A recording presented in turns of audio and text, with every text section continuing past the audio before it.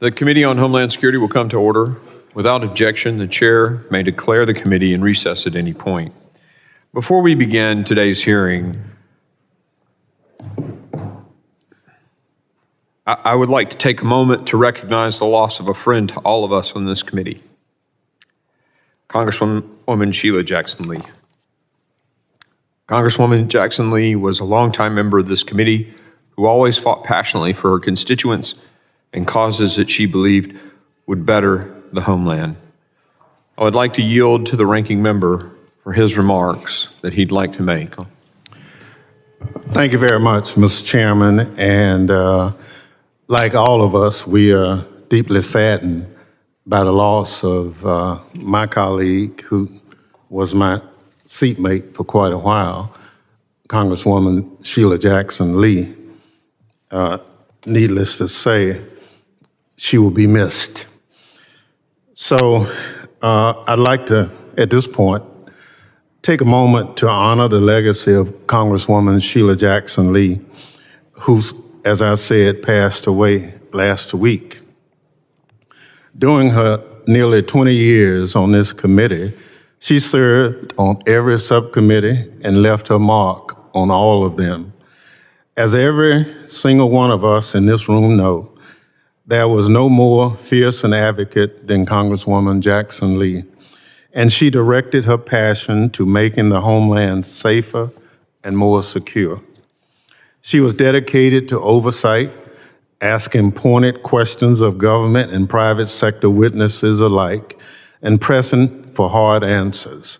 She was a prolific legislator who took pride in writing her own legislation and improving the bills of her colleagues through amendments. Congresswoman Jackson Lee fought for resources for first responders, help for those suffering the effects of natural disasters, and immigration policies that reflect our values as a nation of immigrants. Congresswoman Jackson Lee's reputation across Capitol Hill was similarly impressive. Indeed, it often appeared she could be in more than one place at a time. Within 1 hour, the Congresswoman could be observed giving a floor speech, participating in a committee hearing on a topic she cared about, and then giving remarks at an event to support a cause. She was a reluctant and relentless public servant, and every cause she took on was better because of it. The nation owes her a debt of gratitude. I'm grateful that Congresswoman Jackson Lee decided to lend her immeasurable energy and tenacity to our committee. Her absence will be felt just as much as her presence, and we will miss her dearly. Today, we continue our prayers for her family, friends, and constituents. And I yield back, Mr. Chairman. Thank you, Ranking Member. I ask that all members of the committee please rise and join me in observing a moment of silence to honor Congresswoman Sheila Jackson Lee's memory.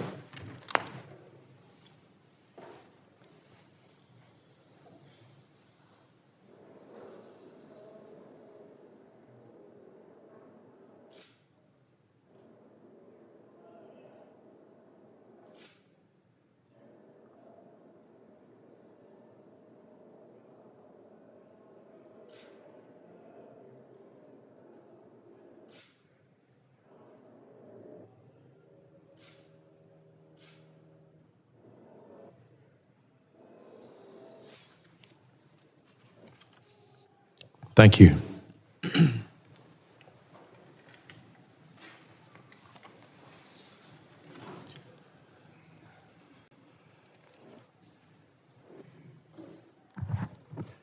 The purpose of this hearing is to examine the assassination attempt against former President Donald Trump that took place July 13th. I now recognize myself for an opening statement. On July 13th, 2024, our nation came within an inch of an unmitigated tragedy and crisis. In Butler, Pennsylvania, a 20-year-old gunman mounted a building in plain view of former President Donald J. Trump's campaign rally took aim and fired multiple rounds. At exactly the right moment, however, President Trump turned his head to read a chart so that a bullet which would have pierced his skull instead grazed his ear. 3 others sitting behind President Trump on the stage experienced a different fate. 50-year-old Corey Comparator, a father and former fire chief, was struck and killed. As one outlet recently reported, this brave and loving man, quote, spent his final moments diving down in front of his family, protecting them from the gunfire that rang out, end quote. He is survived by his wife and 2 daughters. 2 others, 57-year-old David Dutch and 74-year-old James Copenhaver, were seriously injured. I'd like to pause for a moment of silence in remembrance of Corey and in prayer for the recovery of David and James.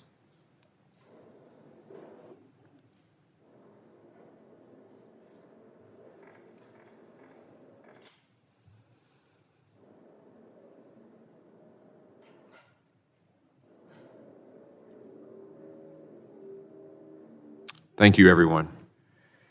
This failed attempt on President Trump's life demands urgent and comprehensive congressional oversight. We must understand how it happened to ensure that changes are made so this never happens again.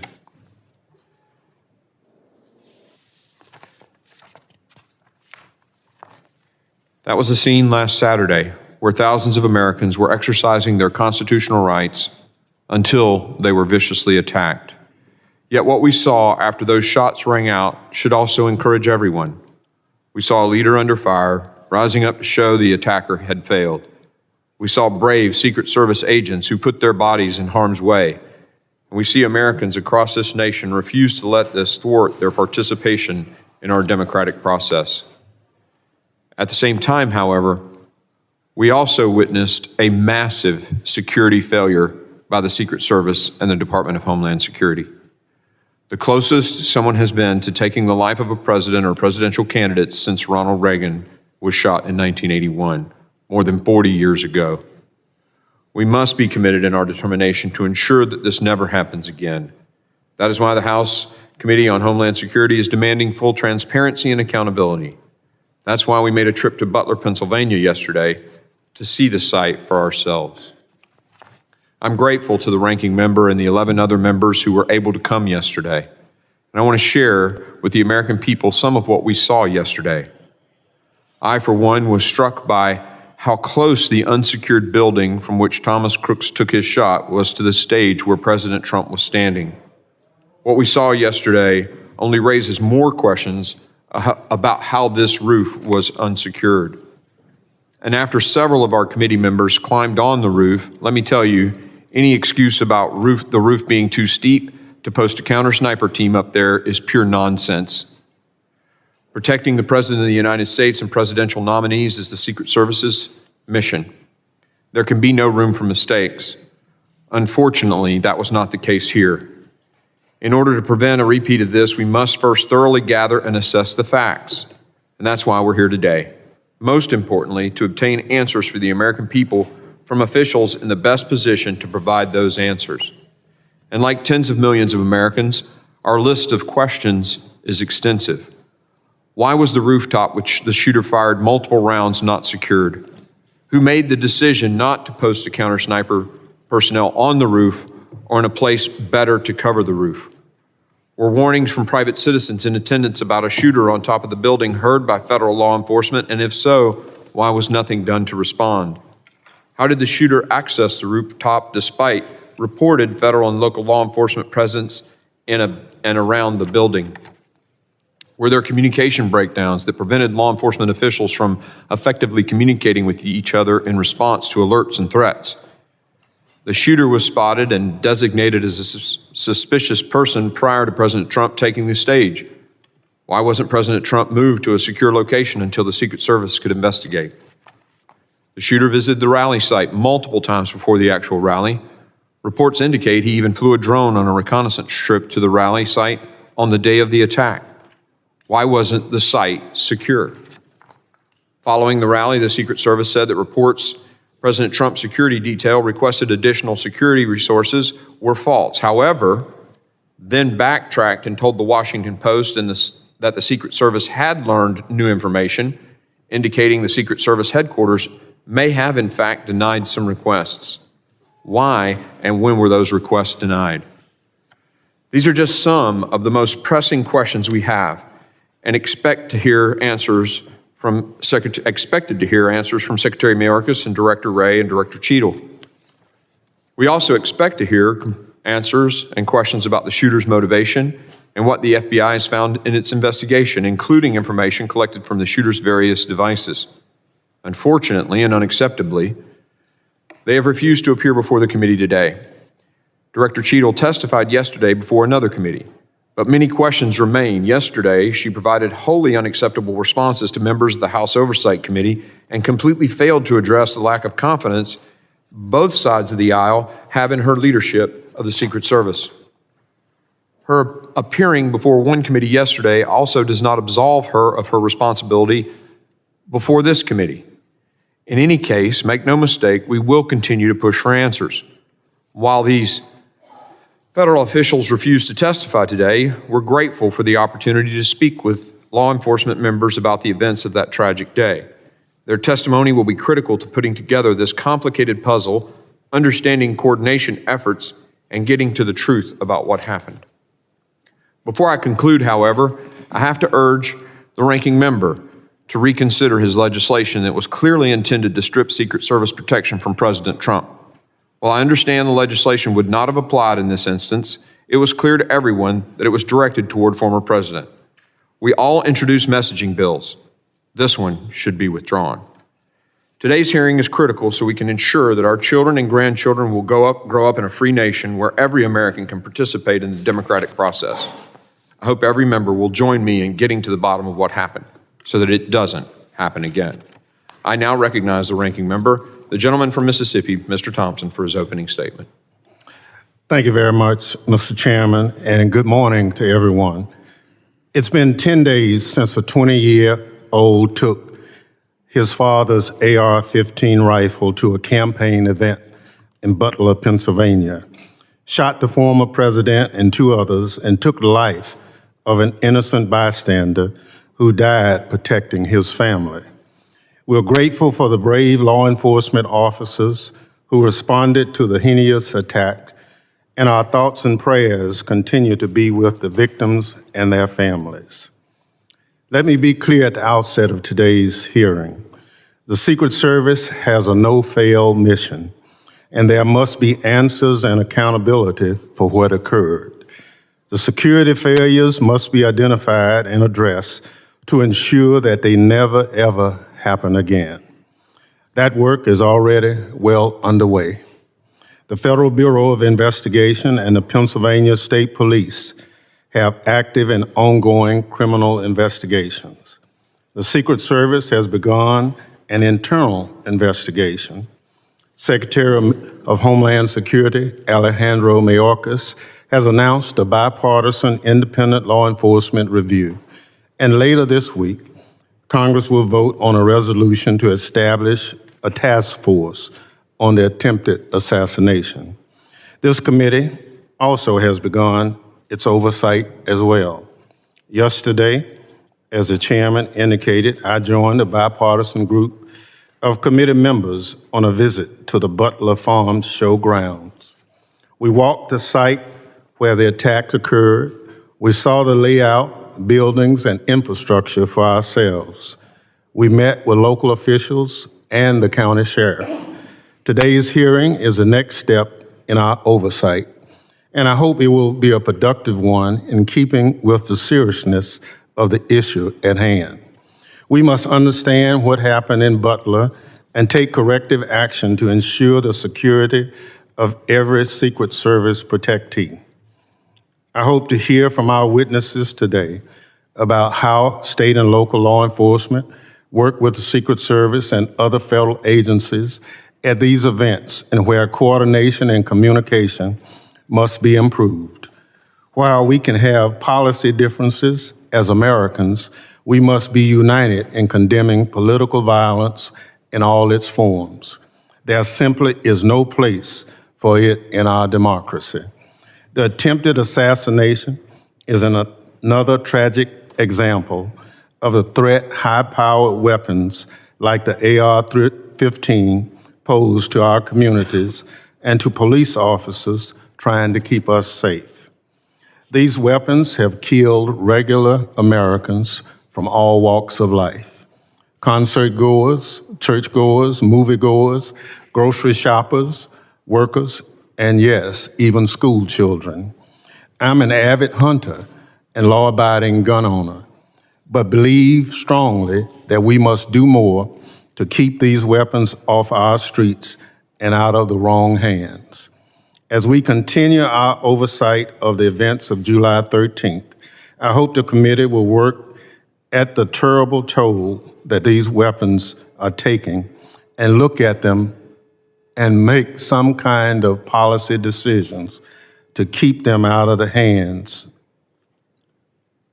of a lot of people who don't deserve them. They are military-style weapons. We use them to our men and women to defend people on the battlefield. Our neighborhoods and our communities are not battlefields. Mr. Chairman, I thank you for holding this hearing and the witnesses for being here today. With that, I yield back. The gentleman yields. Other members of the committee are reminded that opening statements may be submitted for the record, and without objection, the gentleman from Pennsylvania, Mr. Kelly, is permitted to sit on the dais and ask questions to the witnesses. I will say that votes just got called, and so what we'll do is let our witnesses do each of their 5 minutes, then we'll go into recess and come back with questions following our vote series. Does that sound good to you, Ranking Member? I'm pleased to have an important panel of witnesses before us today. I ask that our witnesses please rise and raise their right hand. Do you solemnly swear that the testimony you will give before the Committee on Homeland Security of the United States of Representatives will be the truth, the whole truth, and nothing but the truth, so help you God? You may be seated. Let the record reflect that the witnesses have answered in the affirmative. I would now like to formally introduce our witnesses. Colonel Christopher Paris serves as the Commissioner for the Pennsylvania State Police. In this role, he exercises command, administrative, and fiscal authority over the Pennsylvania State Police, the 10th largest police agency in the United States. Commissioner Paris has served in the Pennsylvania State Police since his enlistment in 1999. Thank you for the support getting to the site yesterday. Mr. Patrick Yos currently serves as the President, National Fraternal Order of Police. In this role, Mr. Yos leads the order and its more than 367,000 law enforcement members in representing police officers and the profession. Prior to taking his current role, Mr. Yos served an impressive 36 years as an active law enforcement officer. I thank the witnesses for being here today, and I now recognize Colonel Paris for 5 minutes to summarize his opening statement. Chairman Green, Ranking Member Thompson, Homeland Security Committee members, good morning. I am Colonel Christopher Paris, Commissioner of the Pennsylvania State Police. I would like to take this opportunity to offer our condolences on the passing of Congresswoman Lee. I would also like to take this opportunity to express our condolences to the Comparator family and offer our continued prayers to Mr. Dutch, Mr. Copenhaver, as well as former President Trump as they continue to recover.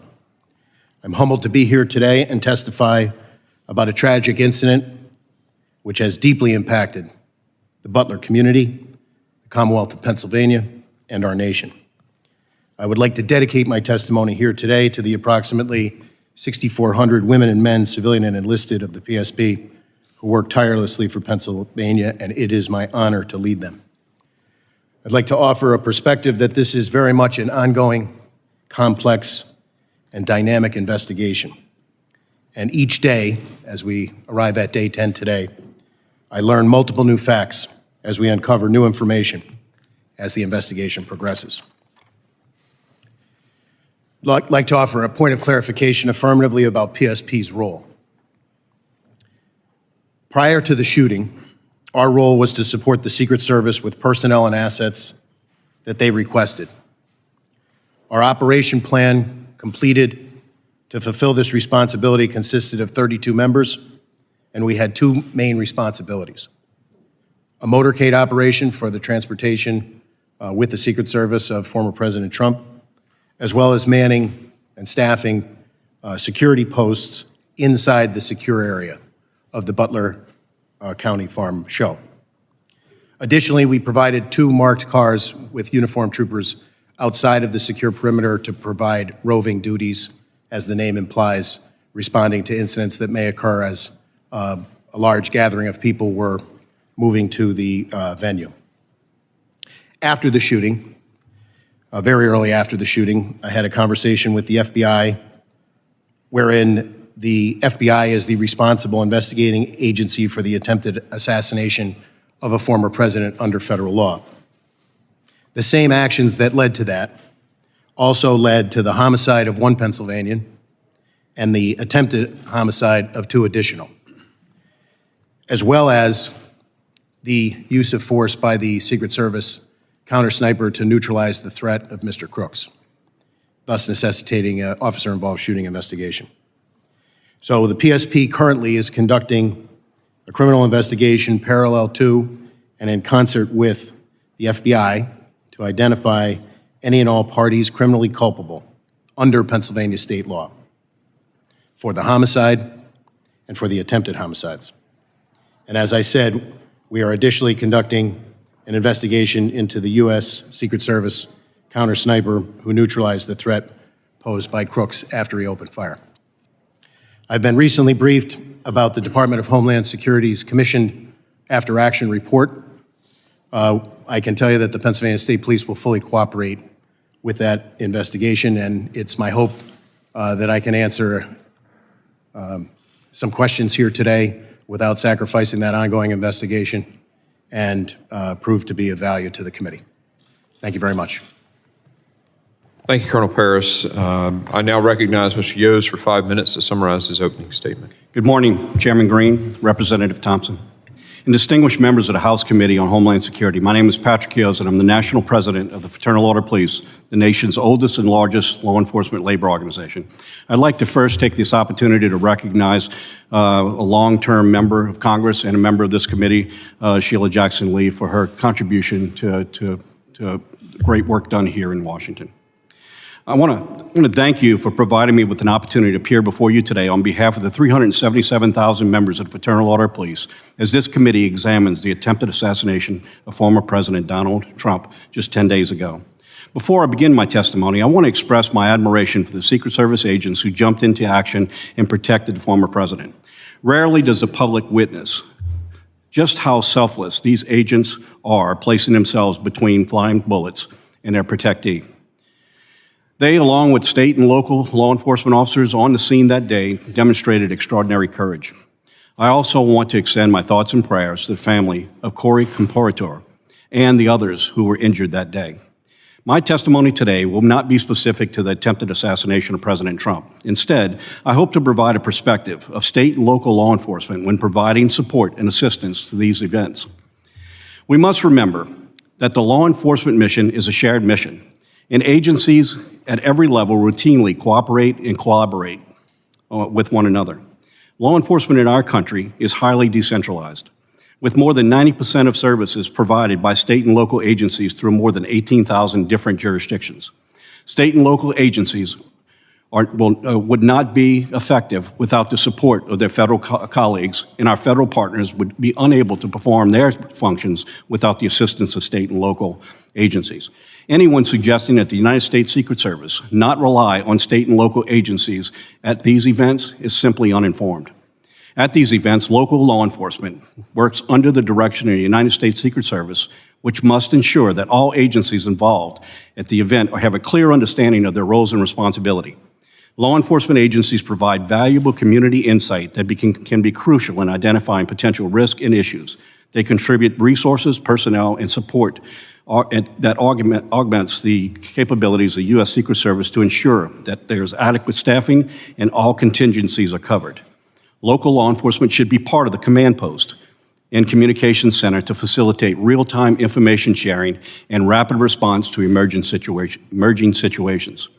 This collaborative planning process ensures that all potential risks are identified and mitigated, and that local officers are fully integrated into into timely and coordinated responses.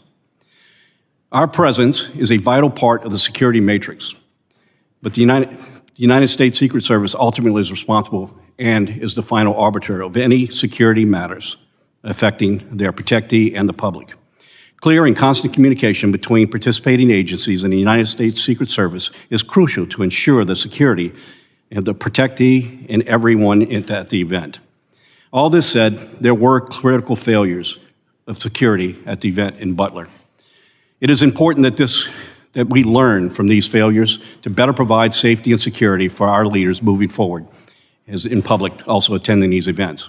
In the coming election, we will have extraordinary challenges placed on our Secret Service as they provide security at sites all across this nation over the next 4.5 months. And I'm confident that state and local law enforcement agencies are well prepared and ready to assist the United States Secret Service in this mission.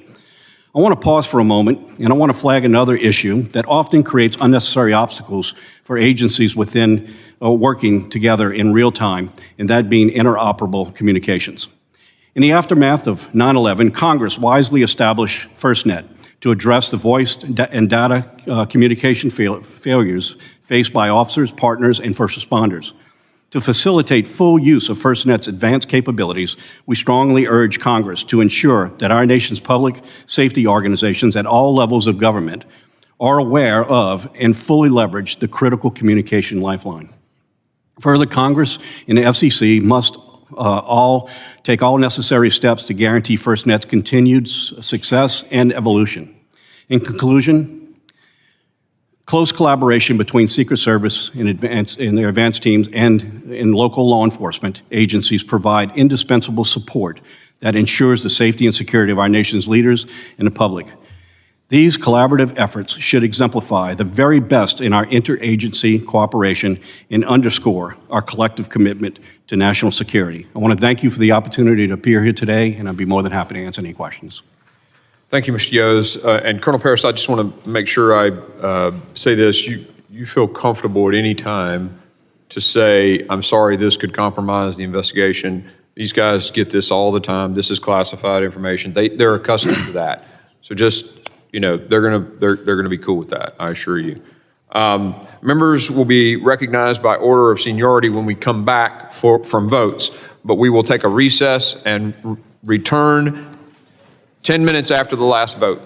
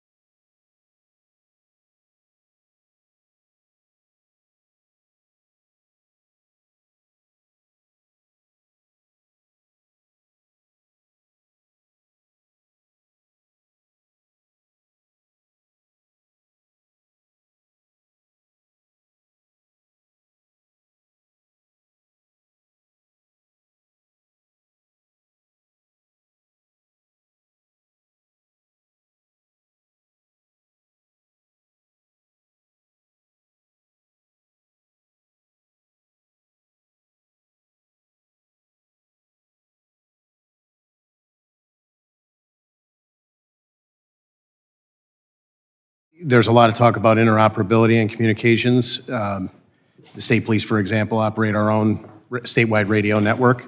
So we have the ability to, if we have an incident, a long protracted incident, for example, where we need to patch other agencies in, we have the capability to do that. However, Secret Service, for example, maintains some additional encrypted communications. So the best way to integrate unified command.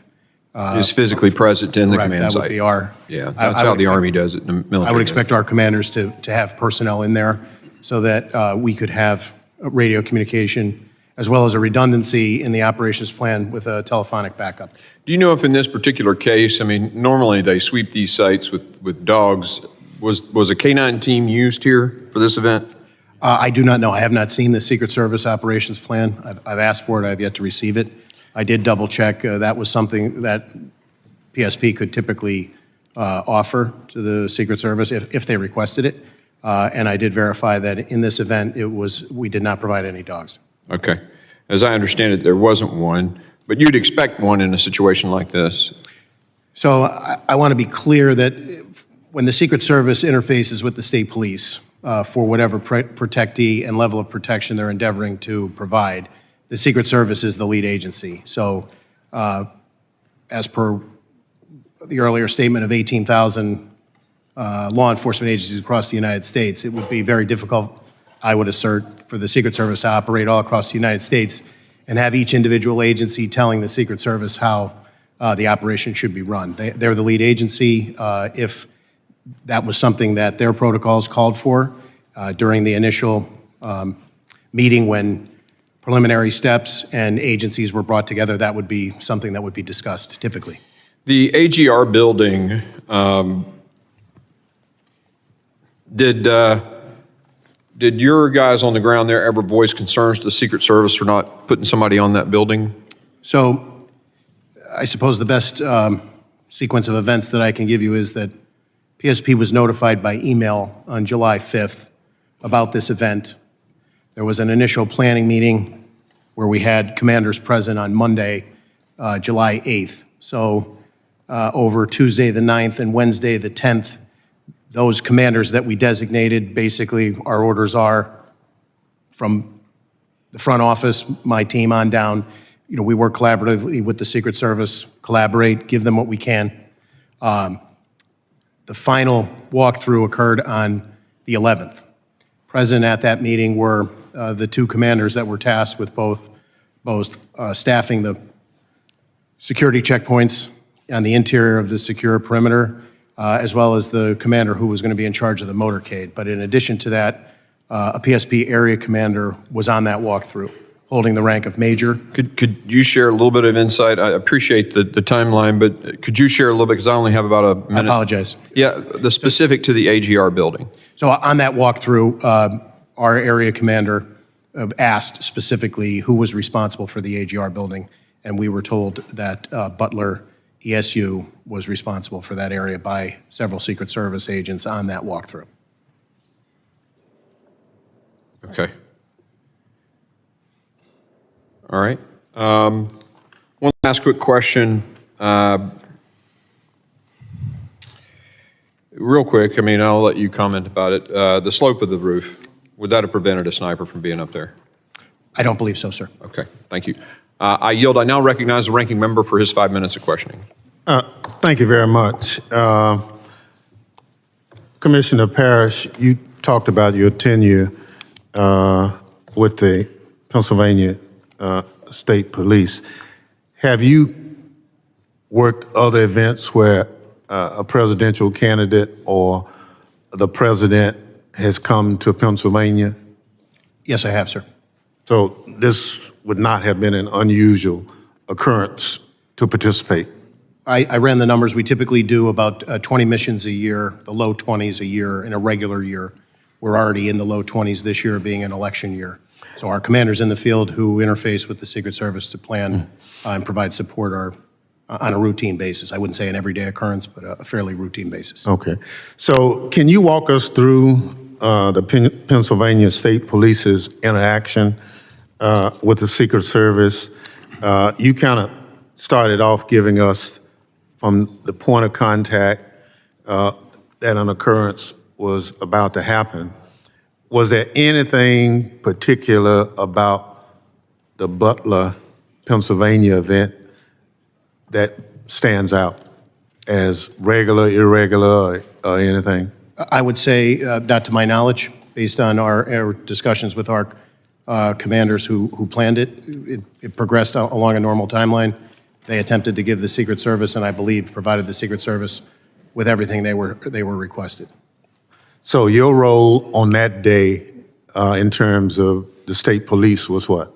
So I would classify it as in a support role, and the two main areas of responsibility for the state troopers that were assigned that day were those participating in the motorcade to get former President Trump from his point of landing to the venue in Butler County and back, with several other additional entities that were requested by the Secret Service. And then on site, we had to staff security posts that were determined by the Secret Service.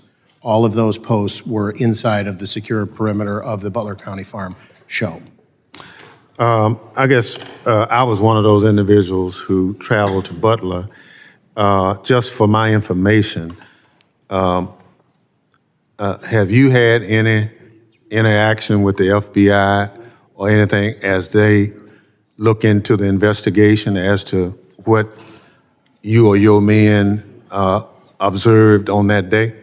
Yes, we're conducting an investigation largely in concert with and parallel to the Bureau because the actions of crooks have federal legal implications and state law implications. Okay, thank you.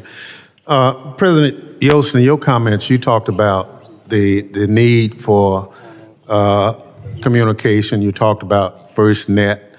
And so we have federal, state, and local law enforcement at an event like what we're talking about in Butler. But in our conversation with some of the locals, not state police, but the sheriff's department and the chief of police in Butler yesterday, those individuals did not have communication with actually state police or Secret Service. Would that, in your professional opinion, be a vulnerability for managing an event like this? Well, I think we can go back to 9/11 when we identified at that time that the interoperability of different agencies to be able to communicate really was a hindrance. There's an infrastructure in place now to address these interoperabilities, but at the same time, they're not always utilized in every event. I do not have any direct knowledge whether that was the issue here, but I can tell you it is a common issue in law enforcement and an ability for our agencies not to be able to communicate. Not that the technology is not necessarily there, it's because that they're not always incorporated. Yeah, you know, we passed legislation mandating obviously FirstNet interoperability, and we tied funding to make sure that that happens. But here we are looking at this situation, and we picked up some valuable information that we're still not where we need to be on that. I would think that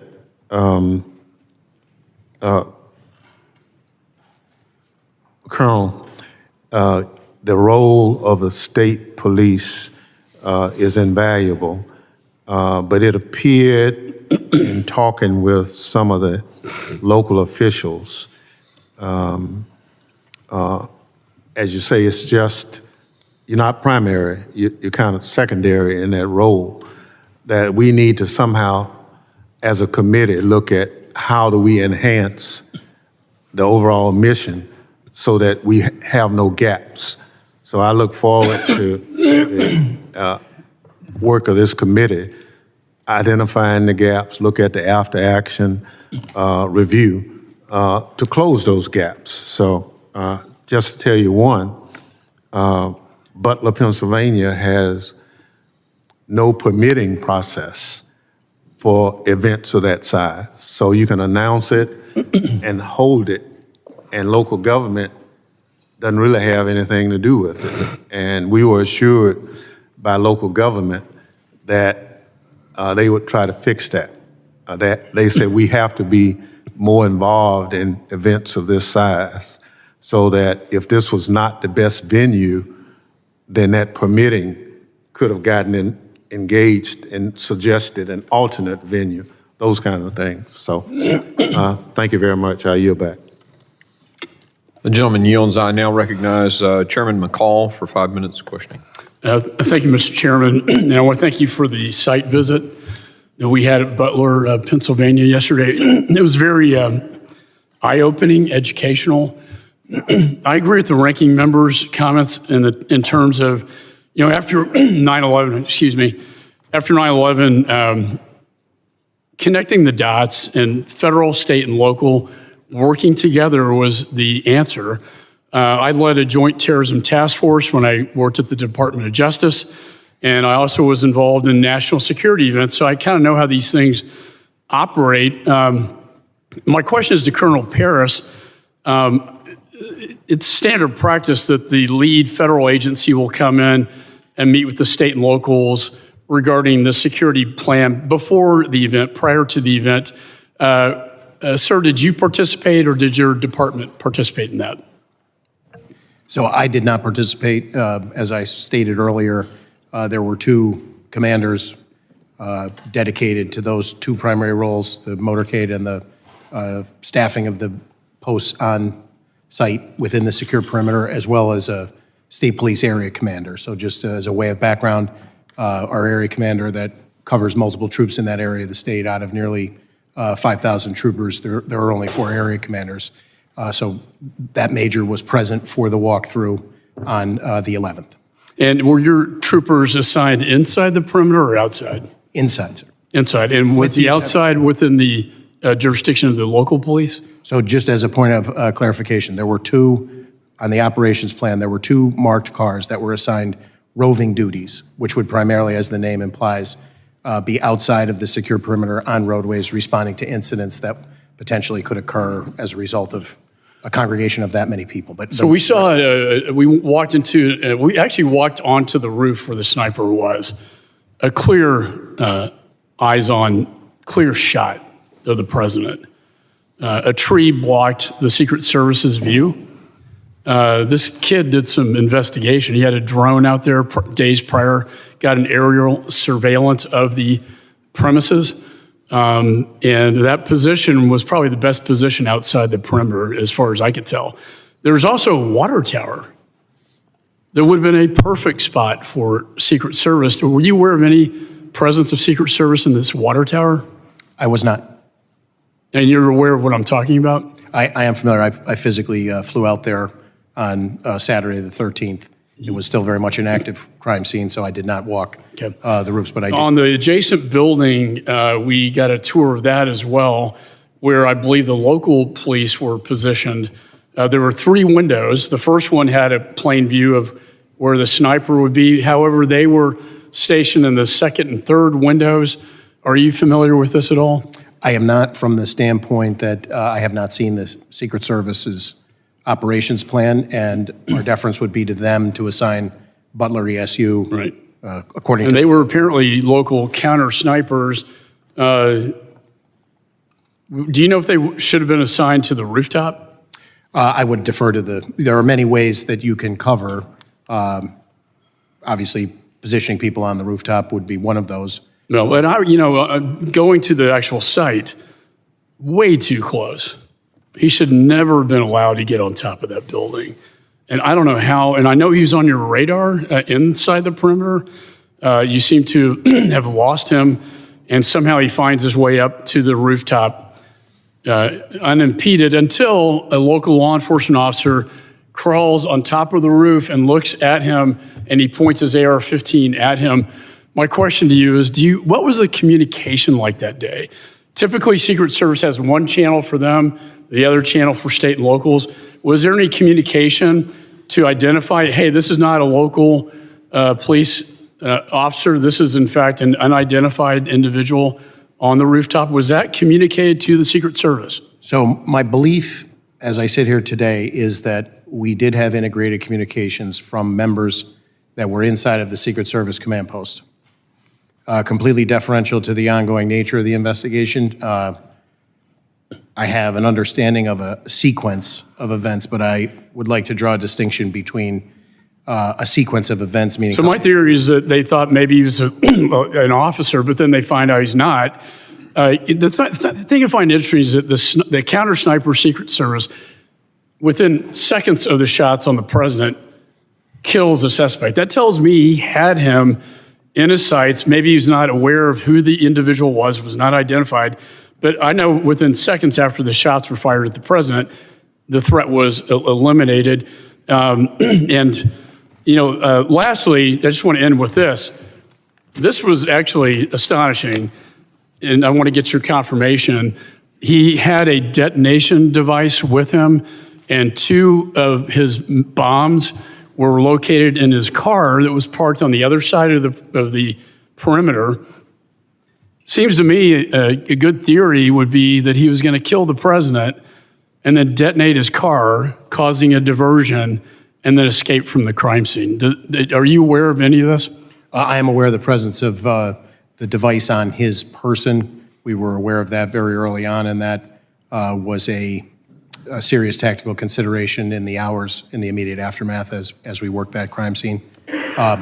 But to your point about his ultimate theory or what his ultimate motivation was, that remains under investigation. And he had a rangefinder on him as well. That's a big red flag. I yield back. Gentleman yields. I now recognize the gentleman from California, Mr. Swalwell, for 5 minutes of questioning.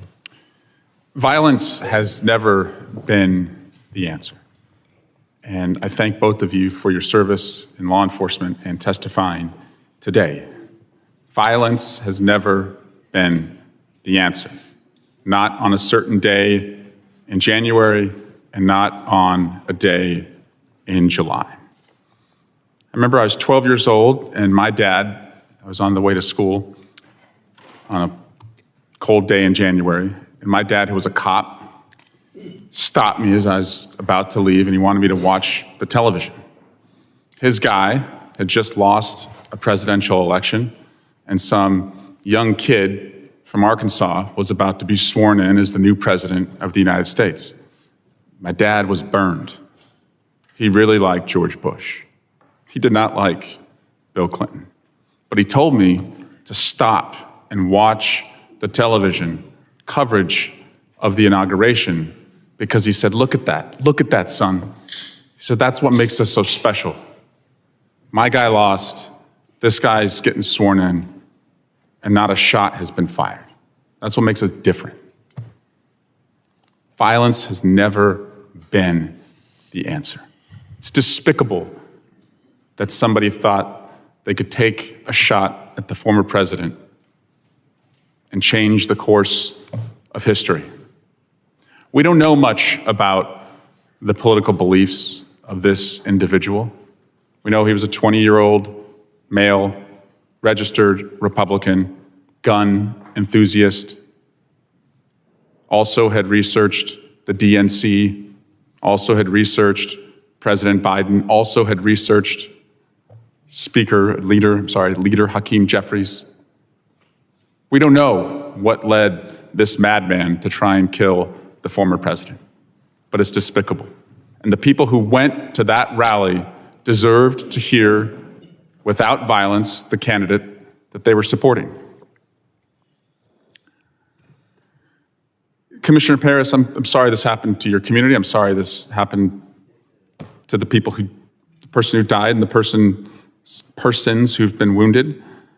I just want to understand, though, because we are a country that is armed to the teeth, how many firearms were within the perimeter, just by back of the envelope estimate? The only firearms of which I'm aware that were inside of the perimeter were those in the possession of law enforcement. And would you estimate that was hundreds or dozens? I would only feel comfortable not having seen the Secret Service operations plan about the PSP members that were inside of the perimeter. Okay. How many rounds did the shooter fire before he was killed? Do you know? I believe that the number is 8. 8 casings have been recovered. Okay.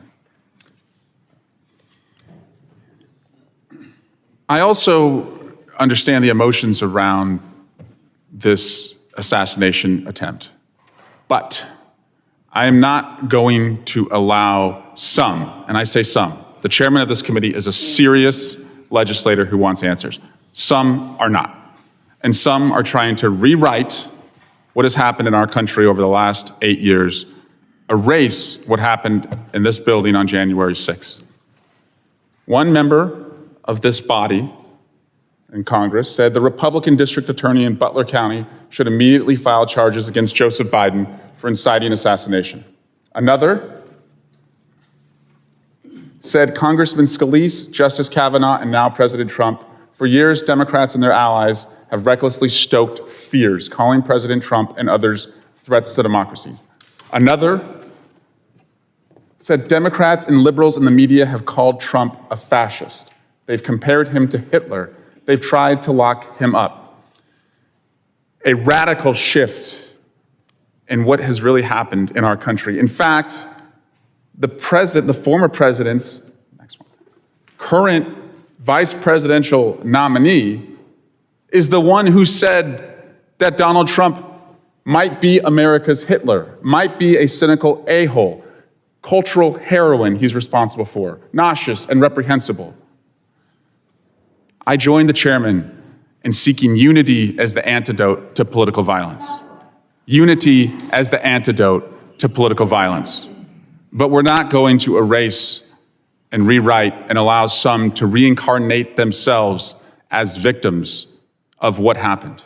We can't let this ever happen again. We must arm law enforcement and have better security perimeters. But in this country, violence has never been the answer. I yield back.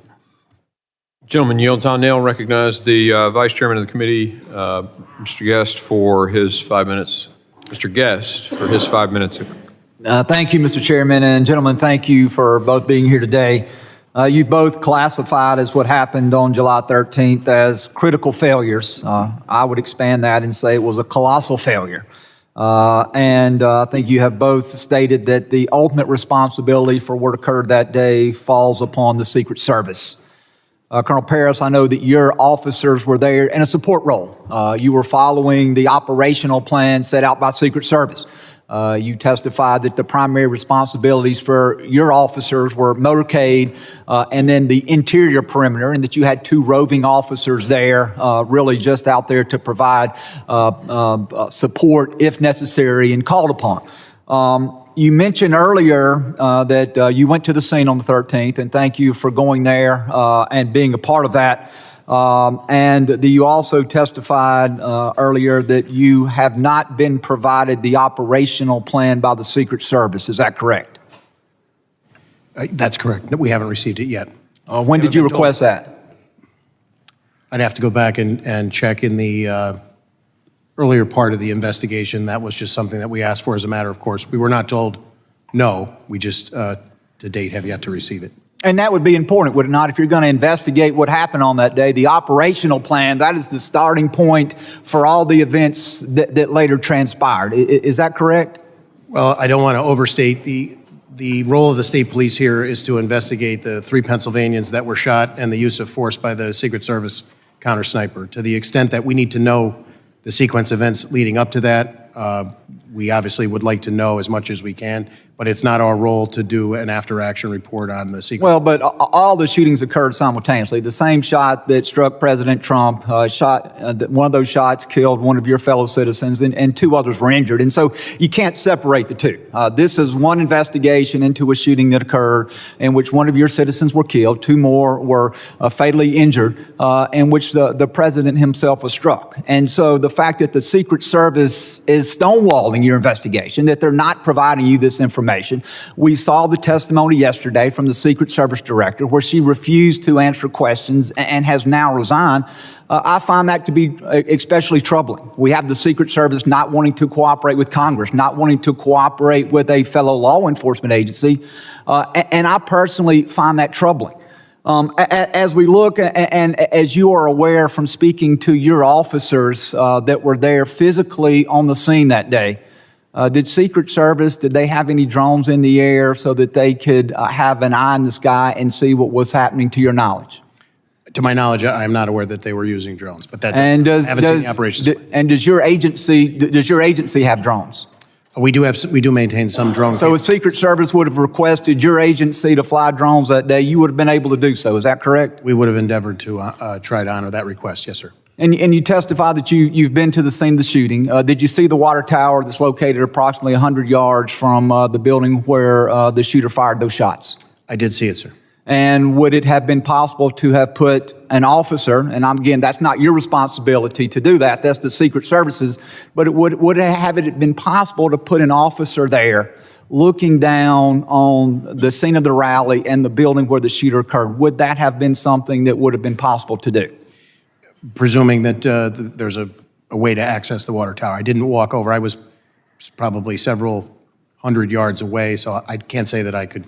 And if you had an officer up there, that would have provided you a strategic viewpoint of the events that were transpiring below, correct? I would agree. Tactics, height gives a tactical advantage. Yes, sir. And then I want to ask you also about the roof where the shooter was located. You said you didn't go on the roof, but you viewed the roof. Is that correct? Yes, sir. The Secret Service director, prior to her resignation, said that she did not put anybody on the roof because it had a sloped roof that would have created a safety concern. Now, I was in Butler, Pennsylvania yesterday with many members of this committee. My fellow member, Carlos Jimenez, who is 70 years old, and I guess he doesn't mind me saying that since he has put that information out there. There's video of him easily traversing the roof, walking across the roof, and even though he is some 50 years older than the shooter. And so my question is, do you agree with the assessment of the former Secret Service director that the roof was so sloped that it created safety concerns? I can't agree with that statement, sir. All right. Thank you very much. I'm out of time and I yield back. Gentleman yields. I now recognize Mr. Correa for 5 minutes of questioning. Thank you, Mr. Chairman, and I want to thank you and the ranking member for putting together the trip to Butler yesterday. Good, eye-opening trip. And Colonel Paris, thank you for hosting us out there. I certainly hope that the Secret Service does cooperate with us in our investigation as to what went wrong. Secret Service has to be 100% correct all the time. There's small force, 2,300 plus maybe 1,300. So you local, state, local police officers are the force multiplier. And to hear you say that miscommunication was an element here is unacceptable. We talked earlier to the fact that FirstNet was put together post 9/11. It's a little bit over 20 years ago. And to hear that we still don't have the technology for people on the ground to talk with each other is of concern. It's even of greater concern to me when I was taking a tour of that farm in Butler, Pennsylvania yesterday. I had local law enforcement officers, local electeds coming to me, whispering to me, there's more here to the story. We need to talk about what actually happened. To have people that were on the ground there, concerned, afraid of stepping forward is unacceptable. To tell us of other failures that maybe this committee does not know about yet, that were part of what happened in Butler, Pennsylvania, is unacceptable. I asked one of the officers, safety officers, could you talk to the Secret Service? Said, no, we can't communicate. Took us 15 minutes to communicate with them. Local elected official who said, I have other stories that I need to talk to you about when you have a moment. Ladies and gentlemen, we're 4.5 months away from this election. Pennsylvania is a battleground state. You will have these kinds of events again. And to know that we don't have the facts, let alone execute a plan to fix the holes, is unacceptable to our democracy and to our country.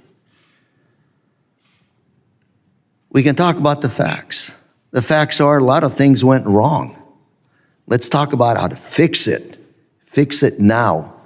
I think we start with accepting the fact that things went wrong and that we need more resources. Colonel Paris, your volunteers, your officers that you put on the line to help the Secret Service, are they actually compensated somewhere for their overtime, their extra time they're out there? They're in a paid status, yes. They're not, we assign them to those duties, and if they incur overtime as a result of the contract, the contractual bargaining agreement, we pay them. So let me ask you something in the minute and a half I have left.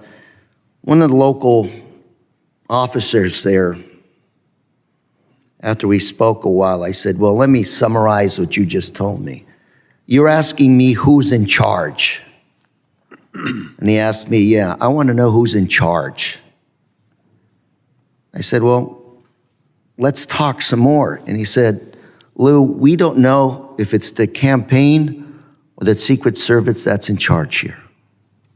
Said, if I called for a row of dump trucks to be put up behind the stand, it wouldn't happen because the optics would not be good for a campaign rally. I want to know who's in charge protecting our national candidates. And Mr. Chairman, I'd like to see if we can ask those tough questions. This is not a Democrat or Republican issue. This is about trying to come up with some rules, protocol to make sure this does not happen again. After the events, we can sit here, we can point fingers at each other and talk about partisanship. It's not going to fix our democracy or electoral system. Mr. Chairman, I do hope we go back and talk to a lot of those folks who are not here today, who wanted to talk, who weren't invited, and a lot of people, even if we invite them, are not going to talk. Because frankly speaking, they want to keep their heads down as the shooting continues. Thank you, Mr. Chairman, and I yield.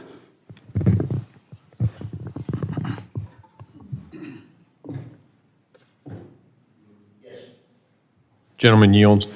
I now recognize Mr. Bishop for 5 minutes of. Thank you, Mr. Chairman. Colonel Paris, are you aware whether any law enforcement officer or officers was or were posted in the second floor window of the AGR building? I am aware, yes, sir. And what is the answer? To my knowledge, there were 2 posted there from Butler ESU. And you said Butler ESU. What is the acronym ESU stand for? Emergency Services Unit. It's a team that's comprised of multiple agencies that pool resources on a county or several county basis in order to enhance capabilities and training and be able to respond. Basically, a mutual aid agreement is my understanding of it. Is it sort of like a SWAT team? They are trained in SWAT tactics, to my knowledge. So yes. how many ESU officers were posted to that second floor window? So I am aware that 2 were in the building, but again, I have not seen the Secret Service operations plan. Do you know, well, you say in the building, were they in a window, a window out onto the scene? From briefings that I have been given, I was told they were in a window, yes, sir. Did they remain on post? I was told that at a certain point, they began searching along with other local officers in the immediacy after crooks had been identified as suspicious by them. By them? My understanding is that they identified crooks for not matriculating. To my knowledge, crooks never made it through the secure perimeter into the venue space itself. He was identified by those members as suspicious, in part because of that. And then at some point, he produced the rangefinder, which heightened that suspicion. So Representative Crane took a video on site yesterday. I'd like staff to put that up. It's just very short. There's a few seconds. They can do that.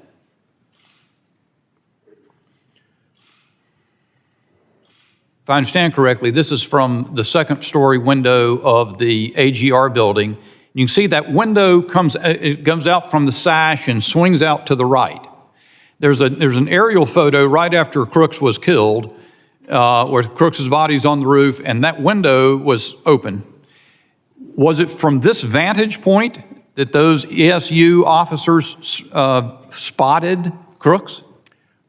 I don't know that particular window, but my understanding is from a second story window is where he was initially spotted. Okay. So and are you then saying that, to your knowledge, those ESU officers left the location where they could look out the window to go in search of this person?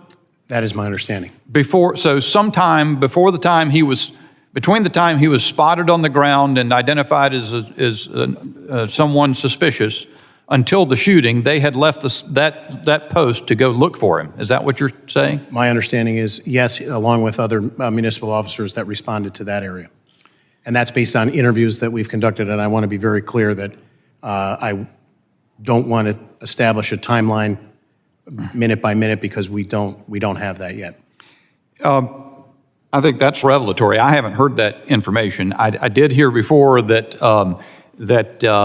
and there's a local news station. Well, there's a local news station report from July 17 that says that local law enforcement were told they couldn't be responsible for securing the AGR building during the Trump rally. And of course, you've testified a moment ago or earlier in this hearing that it was your understanding that the meeting with the Secret Service on the site was that ESU was going to handle the AGR building. Which is it? Do you know? My understanding is what my initial answer was. Okay. You also, in response to Mr. McCall, you started to say something. You were saying that you did have integrated comms, and you were saying you were deferring to the ongoing investigation, but you have an understanding of the sequence, and then he cut you off and went on to another question. Do you know what you were about to say? Do you remember that? Just that we had members of PSP inside of the Secret Service command post, and we were maintaining communication with our people. Had ESU maintained position in that window overlooking the roof, isn't it true that they would have had a clean shot at Mr. Crooks as he was ascending the roof to his shooting position? I'm not prepared to say that because I don't know the exact timeline of events. But it's your understanding, though, that they were no longer in that room where they had been previously overlooking the building at the time he was ascending the roof. Is that correct? Could you repeat that question? The ESU officers were no longer in that room where they could look out the window and oversee the roof as that video shows. I believe they were actively searching along with additional municipal officers for Mr. Crooks. Thank you, Mr. Chairman. My time's expired. Gentleman yields. I now recognize Mr. Carter. Thank you, Mr. For 5 Chairman. minutes. And thank you to our witnesses for joining us today as we convene to discuss the attempted assassination of former President Donald Trump and its profound implications on our nation's political landscape. It is imperative that we recognize the growing threats to our homeland. The failure of the Secret Service to protect former President Donald Trump must be thoroughly investigated and addressed to ensure such an incident never happens again. Violence has no place in political discourse, regardless of our philosophical differences, our parties, or our beliefs. We must stand united against such actions and uphold the principles of democracy and respect. What happened on that day was an incredible breach, a threat to our nation because one of our leaders were placed in harm's way. Secret Service has a principal role, and that is to provide protection for our party leaders, whether they're Republican, Democrat, or other. Rather, they are someone that we agree with or someone we disagree with. It's not a luxury. It's a necessity. It's an imperative. And while we all have lots of questions, it appears abundantly clear that the two of you, and while we appreciate you being here, own no responsibility to the breach. And I respect the fact that the questions that are coming to you are very difficult for you to answer because you have limited facts. But I do appreciate your presence. I appreciate your leadership. I appreciate what you do. And for all the men and women in uniform, we thank you for putting your lives on the line to protect us. I will ask this general question. If you were in charge, can you say what you might have done differently? I would defer to the Secret Service from the standpoint that our expertise in the Pennsylvania State Police is not primarily focused on full-time dignitary protection, sir. I would endeavor generally to try and put whatever resources and partnerships in place to maintain and ensure the safest event we possibly could. Do you believe that the coordination failed between agencies? Again, I can only comment on the state police portion at this point. We continue to learn more 10 days in, and I have not seen the Secret Service operations plans. Mr. Yields, can you join us and share any light in your expertise on where we are and how can we make sure this absolutely never happens again, regardless of who might be at the podium? A president is a president is a president. I could not agree with you more. In this situation, if I'm speaking on behalf of local law enforcement or state law enforcement, I would say that, again, the primary responsibility of making these calls, making these decisions, and making the operations plans is going to be the Secret Service.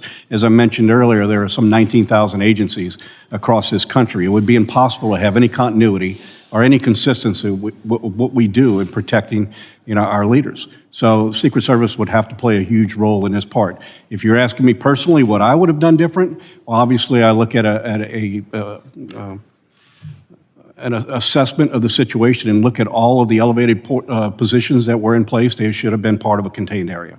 But that's just my own personal view of not seeing news reports and not physically being on site. I have never served in any form of law enforcement, but I think I would have figured that that perimeter should have been tighter. I think I could have figured out that there's no way that that building where the shooter sat, laid, and aimed should not have had snipers on top of it as well, negating any opportunity for a shooter to be there. Notwithstanding that there should have been a sweep of the area, we should have had our people on that building as a point of view for our former president. And as I said, a president, a president, a president, a former president, a former president, former president, a cabinet secretary, a leader. We deserve to have answers to these questions, because when we don't have answers, those who would rather divide and create theater by saying things that aren't true and they know aren't true, distorting facts and trying to suggest that somehow people played an active role. Listen, the American people deserve the truth. And so I am imploring that we have somebody at these tables that can answer the questions, the good, the tough, the uncomfortable, the comfortable, because the American people deserve to know. This is something that should have never happened. And we as a committee, in a most bipartisan fashion, should stand together to make sure that we send a message always, that we will always protect our leaders, whether we agree with them or not. Mr. Chairman, I yield. The gentleman yields. I now recognize the gentleman from Florida, Mr. Jimenez, for 5 minutes of questioning. Thank you, Mr. Chairman. Colonel Paris, you said the United States Secret Service, Penn State Police was there, Butler ESU was there. Any other law enforcement agency there? According to the operations plan that PSP put together, there were elements from Butler County Sheriff. Deputy sheriffs were on some of those interior posts, and thus they were on our... I just need the answer. I apologize. There are the additional ones that I could name would be Butler County Sheriffs were in our operations plan. Pittsburgh City Police provided assets to the motorcade, and I believe Allegheny County Police also. You said that you were in the Incident Command Center, that your agency was in the Incident Command Center with the Secret Service. Yes, sir. Were all the other agencies in that command center? I believe that some of those agencies were represented, but I can't definitively tell you. We need to find the answer to that. It was Butler ESU in that command center? I was told at one point that there was a representative in there. How long and over what period, I'm not sure. I'm aware of 3. So the agency that's in charge of the outside perimeter, actually the agency in charge of the greatest threat, because when you stand at the podium, and I stood there, and when you look, all you had to do is look around. There's the greatest threat right there. It's 100 yards away. It's elevated, direct line of fire to the president. I stood on that roof. No problem standing on that roof. And yes, I am 70 years old, okay? Very youthful. So the timeline is very important here. If, in fact, they thought that Mr. Brooks was so suspicious that they actually pulled the ESU counter snipers away, because there were counter snipers, what I understand, in that window, a way to look for him, And from what I understand the timeline, it's about 20 minutes before the president came out. Was that information relayed to the Secret Service, that they were looking for a suspicious individual and that people had been pulled away to look for that suspicious individual? Was that relayed to the Secret Service? I believe that it was. And was that relayed to the Secret Service, the team that surrounds the president himself? I can't answer that. Well, if it wasn't, that's another big mess up.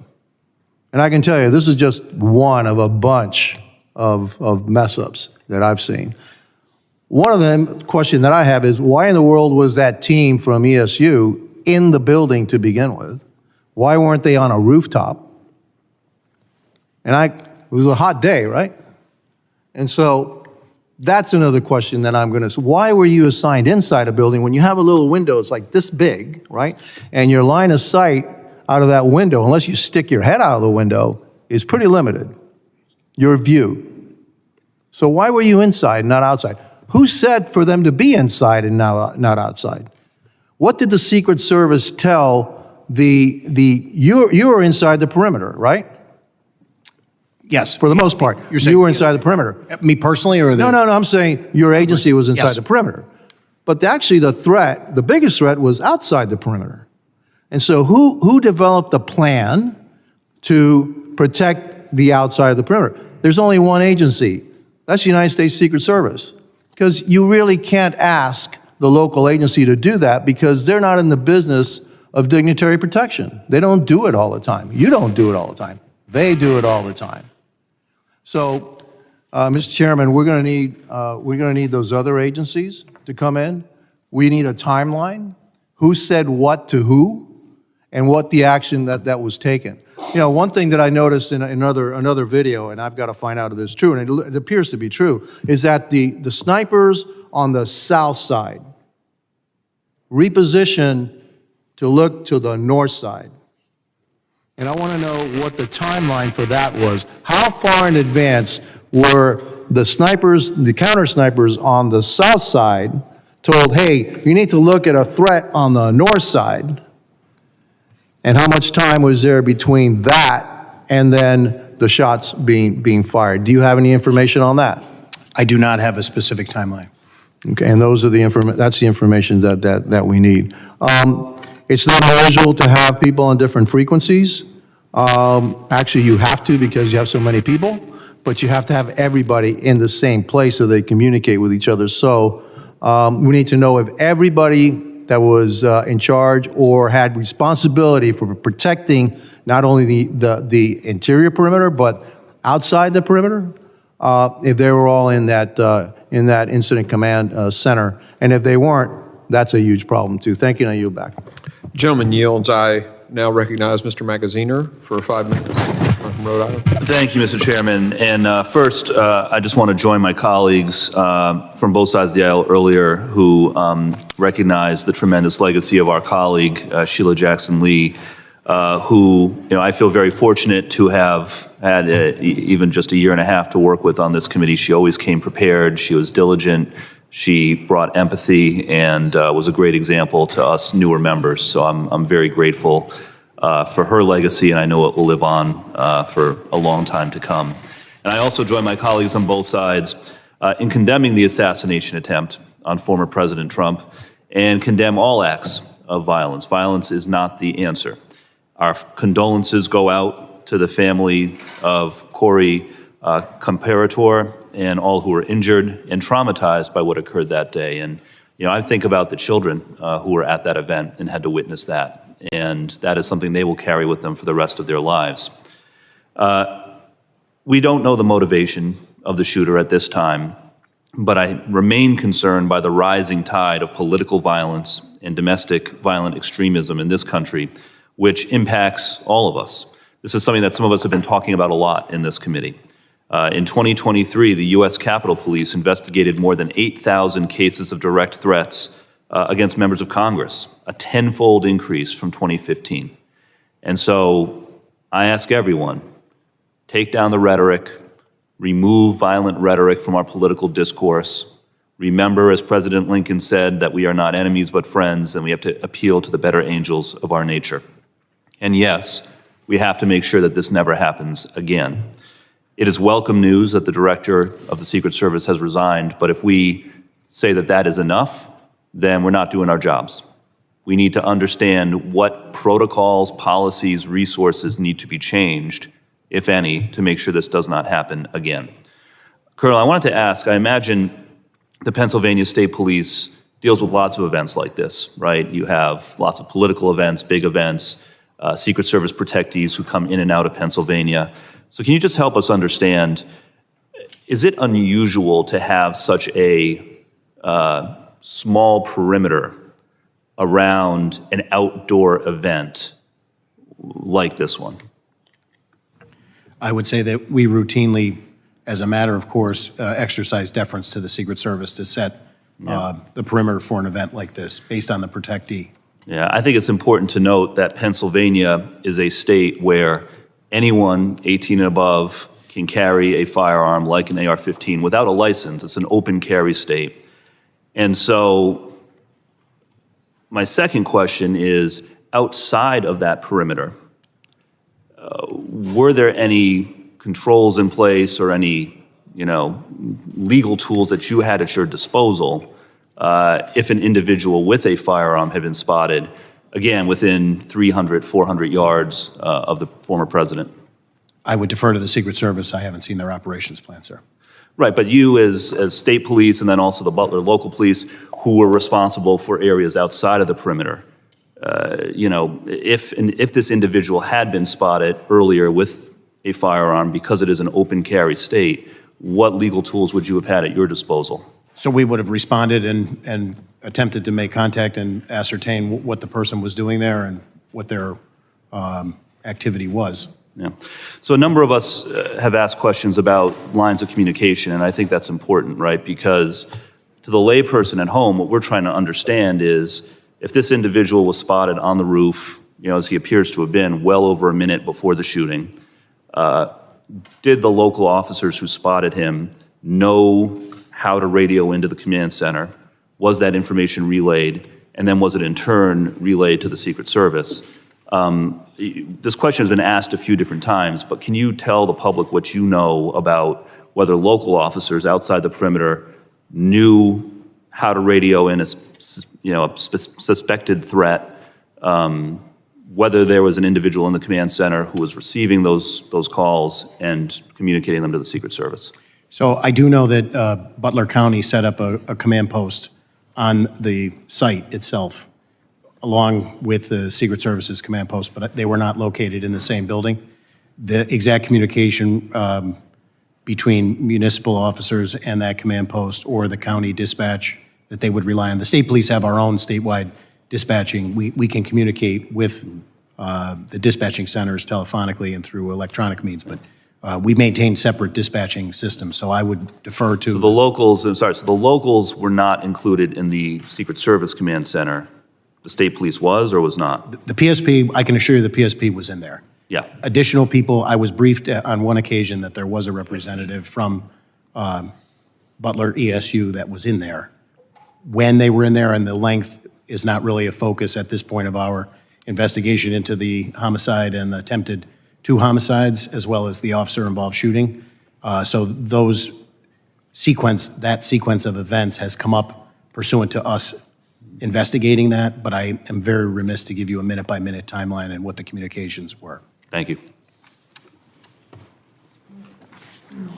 I yield back. Gentleman yields. I now recognize Mr. Pfluger for 5 minutes of questioning. Thank you, Mr. Chairman. My deepest sympathies to the family of Sheila Jackson Lee. We worked very closely together on many things, and she was an excellent member of this committee. I agree with my colleague, Mr. Carter, when he talked about Americans deserve the truth. I absolutely agree with that, and also Mr. Magaziner talking about Republicans and Democrats working together on the oversight. Imagine if we worked together, the transparency that we could have on so many other issues that are going on right now, and I believe that that is possible for us to do. Thank you both for being here. Colonel Paris, was it clear to you, when we talk about rules of engagement, deconfliction plans, the assignments of which law enforcement agency will cover which section. Did you have concerns prior to the president coming on stage? And if so, did you voice those concerns to the Secret Service? So just to be clear, I was not present at the venue on July 13th. But in the planning and the lead up, Planning, my default position would be that our commanders are aware of what their responsibilities are within a unified command structure reporting to the Secret Service. And do you believe that it was absolutely clear that there were zero questions of who was supposed to cover what areas of the venue? I can only comment to our responsibilities, and I believe our responsibilities were delineated to us, and I believe we met or exceeded those responsibilities based on everything that I know as I sit here 10 days in. I think there's still a lot of questions regarding the plan, you know. Agreed. And this is always, in any sort of protection assignment, that's always the hardest thing. Who are friendly assets? Who could be a vulnerable hostile actor? Who displays hostile intent, hostile act? I think it's clear there was a failure, and we definitely want to get to the bottom of it. President Yos, do you get the impression that Secret Service, at any point in the run-up to this or other events, has been stretched thin when it comes to just the work hours that they are putting in, the resources that they have? Was that communicated in any way? Well, I can't speak directly to that. I can tell you that law enforcement across this country is stretched thin, just simply due to the inability to be able to attract the best and the brightest at any levels in order to maintain the staffing levels we need. So if that is the case, and we're not meeting those levels in Secret Service because of our inability to be able to recruit, then we need to address that. Or if it's the alignment of assets and the assignment of individuals, then that in itself is something as well, and something I'm not in a position to be able to speak about, other than to recognize that there's two huge factors here that need to be addressed. Well, it's clear that that's the case, and God bless both of you for what you do, for the hours that you put in to protect our communities, and we can't do it without you, and we need you, and we will continue to advocate for you. I want to talk about now, that leads me into this next question. There's a piece of legislation, H.R. 8081, called the Disgraced Act. It says, denying infinite security and government resources allocated towards convicted and extremely dishonorable former protectees act, which is a whole mouthful of basically taking details away from people that could include those who are convicted. Talk to me about the impact if former President Trump didn't have a protective detail of U.S. Secret Service there. Talk to me about the impact on state and local partners to protect them in any of the communities that you represent. And by the way, he also was responsible for taking out al-Baghdadi, Abu Bakr al-Baghdadi, and Qasem Soleimani, and the Iranian government wants to do harm to him and other people like him. So what's the impact if you don't have Secret Service help? More than happy to yield. So I think, we're trying not to become very political in this. I think we have a president of the United States who has, by simple virtue of his position, having served as president, that deserves a certain protection because of his service to the country. So the rest of these things are all things that are not for me to decide, other than to tell you that I think we have a responsibility to our leaders. This is not political. That's not political. He deserves protection. You're absolutely right. I agree. Colonel Paris? I would just echo that my understanding is it's a federal statute that creates the Secret Service and tasks them with those responsibilities. So to contemplate a different paradigm, I would reflect back to the legislature to contemplate If something. he was denied a protective detail in Pennsylvania this past week, the weekend prior, what would that have done to your local resources to protect him adequately? I think the removal of any resource inherently makes the burden on the surrounding resources that would have been committed somewhat additional. Thank you. Mr. Chairman, I yield back. Gentleman yields. Point of order. Point of order. Gentleman's recognized. So I appreciate the gentleman's questions, but let me put it another way to the witnesses. The reference legislation. Mr. Ranking Member, I mean, a question to the witness would be someone yielding to you. A point of order, I'm allowing you to make a point of order. Thank you. Well, the point of order is, if you read the bill, it says that if you are a convicted felon and found and sentenced by a judge, Mr. Chairman. then you would not be, that's my point of order. Go ahead. That you would not have service. You have to be a convicted felon and sentenced. Now, at the time the bill was filed, nobody who was a protectee was a convicted felon. But if those who are lawyers here know that once you are a convicted felon and sentenced, you are remanded the custody of that particular law enforcement agency for custody. I think it's an anomaly to try to say that the Secret Service would have to protect a felon in jail, a convicted felon. So this whole notion about my legislation, I just say to the gentleman, if you read it, it says you have to be a convicted felon and sentenced. Now, we're not there. The conjecture, you can do whatever you want. But let me be clear about the bill. Republicans have made a lot of hay about the bill, saying it's about former President Trump and would take away his security. That just is not true. The bill doesn't mention former Trump, President Trump, and it would not have affected security at this tragic event. The bill talks about any Secret Service protectee who is convicted of a felony and sentenced to serve jail time. And it does not take away security. The bill makes clear that when a protectee is sentenced and remanded to the custody of prison officials, the Secret Service is able to hand off the prisoner in an orderly fashion, and that Secret Service agents aren't forced to become correctional officers too. That's the legislation. That's all it says. For the record, we can go back to... The gentleman will need to get to his point of order. Well, point of order is the line of question is inconsistent with the legislation.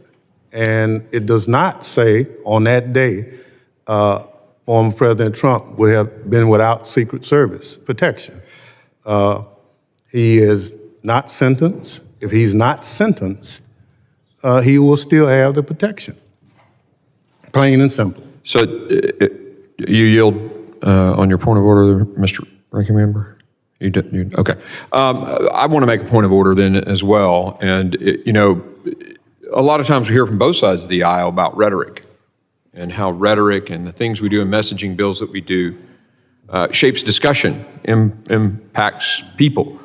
And first, my point of order is prison isn't necessarily a safer place. You can ask Mr. Epstein's family about that. And so to suggest that somehow you'd have the security necessary in a prison, I think is just not an accurate statement. In terms of, I agree with the ranking member that his bill did say that it would not apply in this particular case, but it's more about what we're doing and what we're saying at certain times that generates the attitude in our society. And so I just make that point of order about this particular legislation. I made in my opening remarks a request that he would draw the bill. Mr. You just have a second. I just want to make a quick comment. I think the chairman was clear that this bill was filed well in advance. So to connect, you mentioned timing.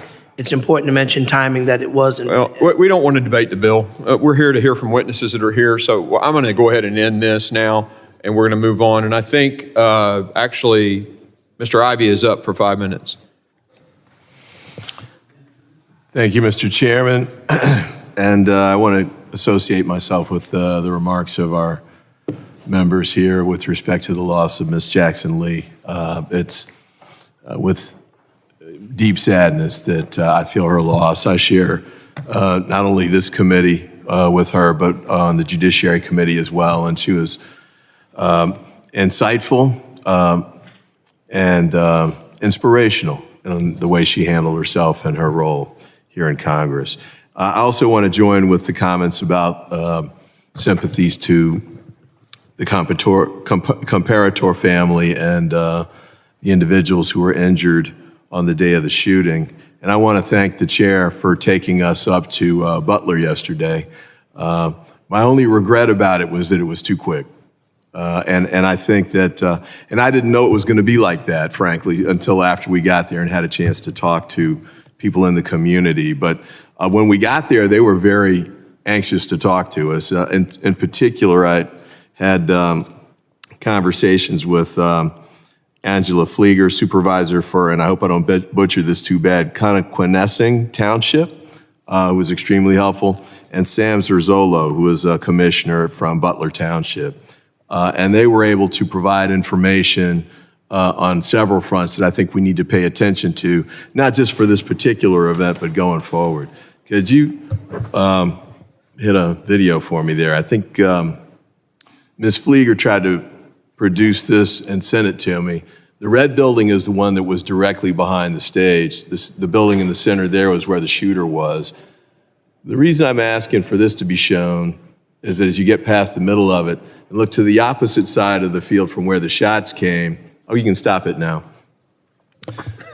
I counted about 12 rooftops there, just sort of standing at the front. I'm a former federal prosecutor. I don't have a background in protection, but my thought was, why would we pick a spot where you had that many rooftops that were available?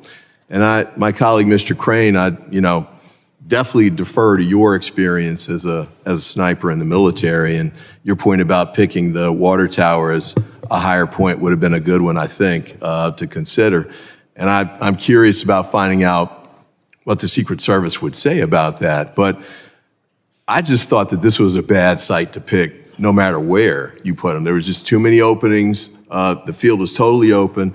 And one of the things that Ms. Flieger pointed out was that the road that went to the side of this spot here, the stage was right in front of those two buildings. The snipers were on top of those, I believe. They didn't shut down that road. And she also showed me a photo of her husband going in on that day through a fence that wasn't guarded in the perimeter area. Another point that she made was that the night before the speech was done, she and 50 or 60 other people from the community came to decorate the stage and put up the red, white, and blue blending and the Trump signs and everything. But the point she had there was that none of those people were vetted before they went into the area and were up at the stage and, could have done anything, I think was the point that she made. And also noted that apparently the shooter had hidden the gun somewhere on the site by, I think, where I hate to call the name of the business, but the business where the shooter ended up taking the shots from. So I think there's a variety of concerns here that I look forward to getting a chance to hear from these individuals. I don't know if it's going to be in the context of this committee or the oversight committee or the task force that's been proposed. Whoever does it needs to go talk to these folks, because the ones that I talked with had not been interviewed by the FBI, Secret Service, or local police. And they have key information that I think we should have, especially in making decisions about going forward. And then just a couple quick points before my time runs out.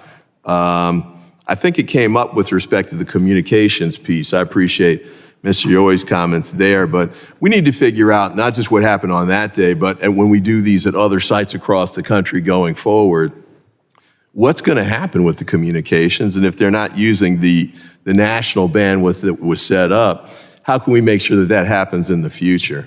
And then with respect to the local police not reinventing the wheel every time, one of them suggested maybe some kind of clearinghouse or information where local police departments, local elected officials, who, for example, in this instance, didn't find out the president was coming until a few days before, and therefore had to scramble to catch up. I believe she called your office, Congressman Kelly, to figure out what was going on, and you hadn't even been told about it yet. So we need to get to a point where we've got better communication, that we're giving elected officials and law enforcement at the local and state level more lead time and more information so they can prepare for these events. And I know that the director has resigned, but I think it's critical to make sure that we go forward with the investigation of the Secret Service, whether she's there or not, And then the last point, I apologize for running over, is that to the Secret Service and to Homeland Security, I know there's going to be a process now to replace her, but that cannot get in the way of us sorting out what happened on that day, and more importantly, what we need to take forward, because we've got other events coming up in the very near future. We got to make sure we take those lessons quickly, and so we can move them forward. And I thank the chair for his deference for giving me a little time to run over there, and I thank you again for taking us up to Butler. You were making an excellent point, and I didn't want to stop you, Mr. Ivey. I now recognize Mr. Garbarino, the gentleman from New York, for 5 minutes. Thank you. Thank you, Chairman. Colonel Paris, there have been conflicting reports about the location of state and local law enforcement. Secret Service Director, I believe, said that, former Secret Service Director said that local police were in the same building that the gunman fired from, while other accounts indicate that local law enforcement was in an adjacent building. Were any Pennsylvania state troopers, state police assigned to the building where the shooting happened? There were no state troopers, to my knowledge, assigned there, sir. Do you know if any other local law enforcement were assigned inside that building? I only know that Butler ESU were assigned. When you say that building, I'm referring to there's a series of buildings there that have covered walkways or second-story walkways that allow you to, it's almost like a pole barn type configuration, a modular type building. But to my knowledge, there were no troopers assigned to that location, sir. Thank you. Mr. Yos, as technology has evolved, drones have become widely available to both law enforcement and the general public. For a large event with this level of security, would you normally expect law enforcement to use drones for surveillance and deploy counter-drone technology? I'm sorry, I didn't hear the last part.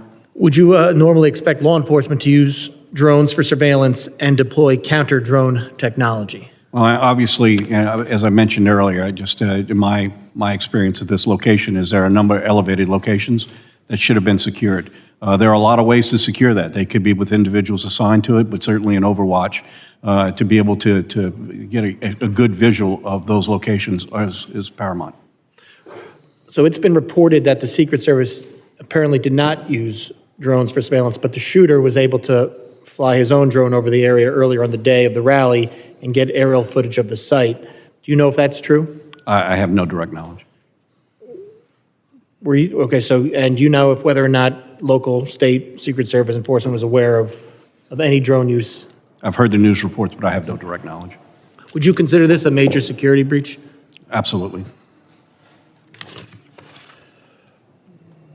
Now, it's also been reported, Colonel Paris, that the local law enforcement spotted the shooter outside the AGR building and on its roof minutes prior to the shooting. Did local police alert the Secret Service that the gunman was on or around the AGR building roof? Do you know? So this goes to my earlier qualifier about the timeline, but my understanding of the sequence of events is that he was determined to be suspicious as a result of behavior that he was exhibiting, milling around that area in front of the AGR building. There was a text thread that was going, I've been briefed, between the ESU members. They identified, they took a photo of him. At some point when he utilized the rangefinder, the suspicion was heightened. So I know at a certain point in the command post, a member of PSP received a phone call and a text message from members of ESU, and I know from an interview that that was immediately relayed in the command post to the Secret Service. And what happened? Yeah. So that was my next question. So what happened? What actions were taken after it was relayed to Secret Service? So when the PSP member received that information and verbally turned right around, gave it to the Secret Service, our member was provided with a number to which the picture that had been taken by the Butler ESU members, or that was on that group thread, to which that should be sent. Our member did that, and our understanding was that was some element of the Secret Service. So this was all reported. Yeah, this was all reported to Secret Service, and they gave him, Secret Service then sent him back, one of your officers, a number back to send the information back to. Is that what you just said? That's my understanding. When did that happen? Again, the actual timeline, I'm very remiss because I know these timelines need to be hammered out exactly to the minute, but I would say, that the overall timeline is about an hour before is when he became suspicious to ESU. What I want to say is, if we know that former President Trump was shot at 11 hours, it was probably in the vicinity of 25 to 30 minutes, but I want to make sure that's a very... So it was before he went on to speak? But at that point, just to be clear, he was determined to be suspicious. There was no information that he possessed a weapon. He was outside of that building where the ESU was posted. They were being vigilant. It's, I think, relevant that there were other people at the venue who were suspicious and reported likewise in a close temporal nexus to that as well. But just to confirm, the Secret Service had this information that there was a suspicious individual. He had used a rangefinder, which made him even more suspicious. And this was all reported to them prior to the President Trump being allowed on the stage to speak? I believe, again, I'll defer to when the president came out. I know that that was probably 20 to 25 minutes before 11 hours. And steps were taken by the municipal officers over in that area they were actively looking for crooks. You saw the building yesterday. That's a pretty wide footprint. They began looking for him. There were scores of people making their way across that facility. Again, just for some context, there were over 100 people that day that necessitated or were requiring medical attention due to the heat. There was a missing 6-year-old. This individual was deemed to be suspicious because he was walking around and not moving into the venue. The rangefinder obviously heightened that, and they were attempting to locate him as people were moving across that space who were attending the event to the secure perimeter. Was he the only one determined to be suspicious that day? The gentleman needs to wrap it up, and perhaps somebody else will yield to you or me I yield back. on this topic. I recognize Mr. Goldman now for 5 minutes. Or we'll just pick up the questioning here. That sounds great, prosecutor. First, I do want to mention how sad it is to see Sheila Jackson Lee's empty seat there. What an incredible inspiration to so many of us, and a member, an advocate, community presence, and we really are sorry to miss her. She would be very eager to be asking questions here today because there are a lot of unanswered questions, and I sat through a 4.5-hour hearing yesterday with the director of the Secret Service, and we got no information. So I'm going to jump on, piggyback off of Mr. Garbarino. Where you left off is that you relayed, or PSP relayed the photograph to the number that the Secret Service directed your officer to. Is that right? Yes, sir.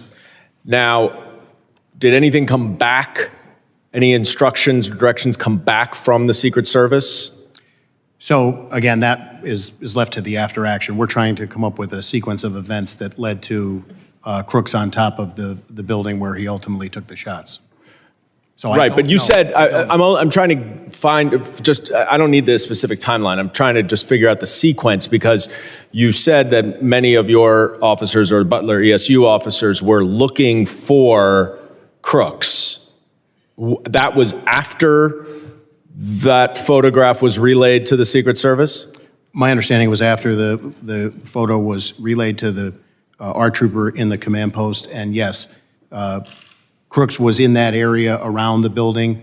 My understanding is 2 additional municipal officers who were on a different post responded to that area, and they began actively looking for crooks. They circumvented, or they circumscribed the building to try and locate him. It became apparent at some point that he was up on the roof. Those 2 municipal officers who responded then, to their credit, actively, once they realized that he was on the roof, one boosted the other one up, hanging from the ledge of the roof. By the time that officer was boosted up on top of the roof, Crooks was on it, almost in that final position that you saw. He had the AR out, and he pointed it at the municipal officer who, suspended from the roof, was not in a position, feet dangling at that point, to draw a weapon or continue hoisting himself back up on the roof. He drops back down from the roof. And at this point, I believe that's when the video that's been widely circulated with people filming Crooks up on the roof, saying there's somebody up on the roof. There were other law enforcement around the building running, but their vantage point on the ground did not lend a clear line of sight to where Crooks was at the top of that building. One of our troopers on roving patrol also was notified. That word went out, and he responded about the time that the municipal officer was boosting the other officer up onto the roof. What was he notified of? I don't know specifically. That's going to be part of the after action. But we obviously knew that he was Crooks was suspicious.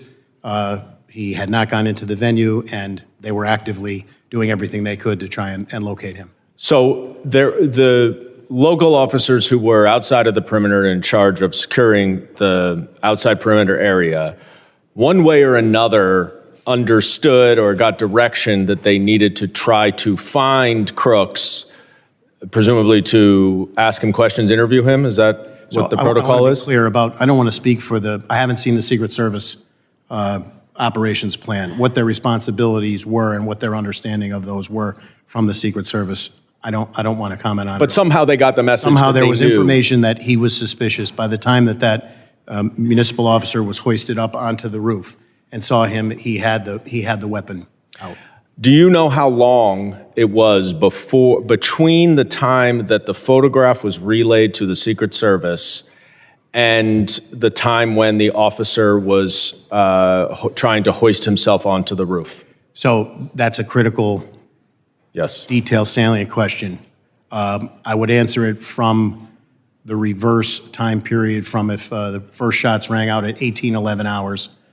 The hoisting up of the officer occurred probably no more. Again, I'm going to give you a time, but I want to just put it in the understand context it's not specific. Of a sequence of events. I would say at most 2.5 to 3 minutes before that first shot rang out. And when what they were notified in the interim still remains under investigation. Right, and when he fell off of he let go? The municipal officer, when the briefing that I had was the municipal officer saw Crooks saw him, and Crooks turned and leveled the gun at him in a position tactically of extreme disadvantage, suspended, in the air with your legs dangling after somebody had boosted you up. And he let go, right? He let go and he fell back down. And was there at that point any communications that there's a shooter on the roof from the municipal officers who were there? That's all part of the after action. We're just trying to get a sequence of events up to the point when Crooks then fired the weapon. So that's been the focus of our investigation thus far. But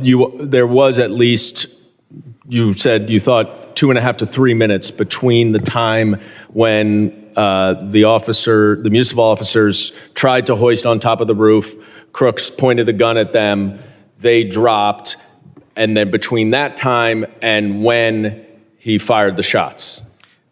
I don't want to give you an exact period of time, but it was minutes. It was a very short period of time. Even for his ability. But not seconds.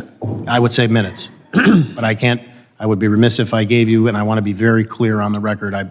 When you do an investigation like this, the timeline is critical.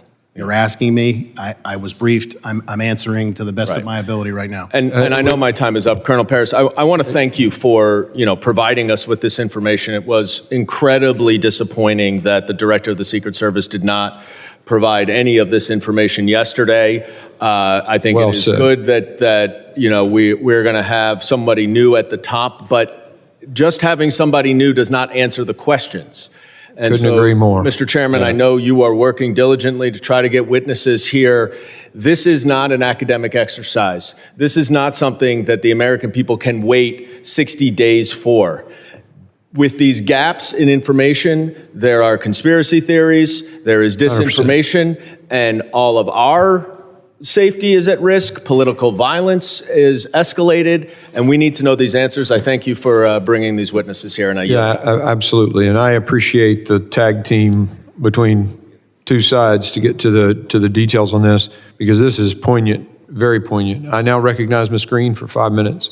Thank you, Mr. Chairman. Colonel Paris, I'd like to carry the dialogue on about the specific timeline. I have a timeline that was given to us on the Oversight Committee yesterday when we questioned former Secret Service Director Kimberly Cheadle, as she has resigned today. But the timeline that I'd like to talk to you about is exactly what you were just discussing here.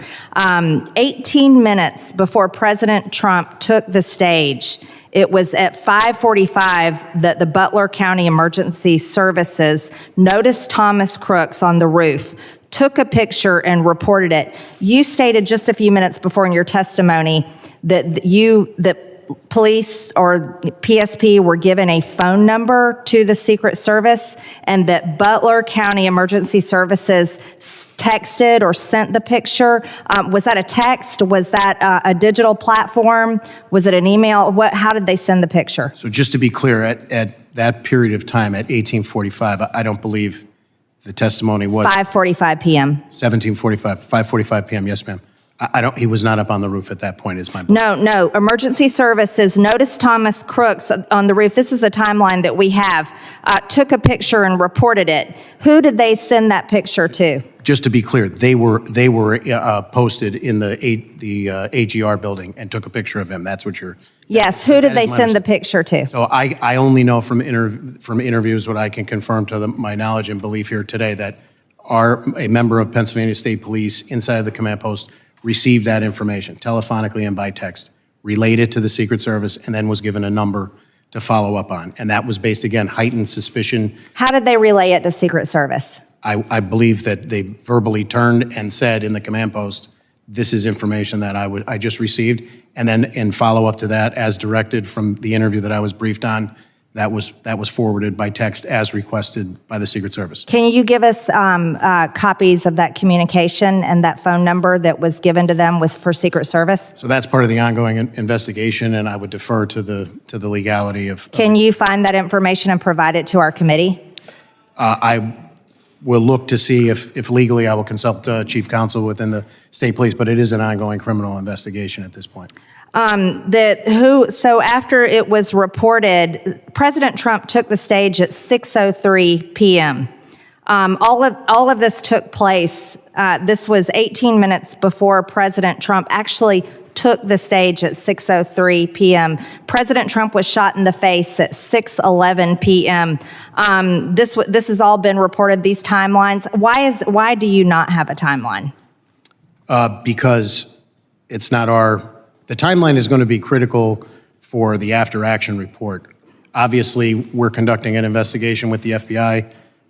We have been deferential to the FBI in terms of what has been released to the media. I was present for one press briefing on the night of Saturday night, July 13th, and we've been deferential to the FBI on that. So I would refer you to the FBI. The timelines that you're quoting, I just want to be clear on the record. To my knowledge and belief, I don't have a minute-by-minute timeline. I've had multiple briefings about what these interviews have gleaned, but they're from the perspective of PSP investigating the homicide and the 2 attempted homicides. Thank you, Colonel. During the event, at what point in the day was someone from your team first made aware that there was a potential suspicious person or possible threat? So based on my knowledge and belief, that information relayed to the command post from Butler ESU, in terms of Crooks, was the first time that I'm aware of. Again, keeping in mind, I've heard estimates that there were 13,000 people there. There were multiple people identified as suspicious, several that were identified in that area. Yes, thank you. Now, you stated before in your questions that you haven't seen an operation plan, but didn't your team participate, and why haven't you seen the plan? So as my answer prior on the record, I've asked for it. The state police has asked for it. We have yet to receive it.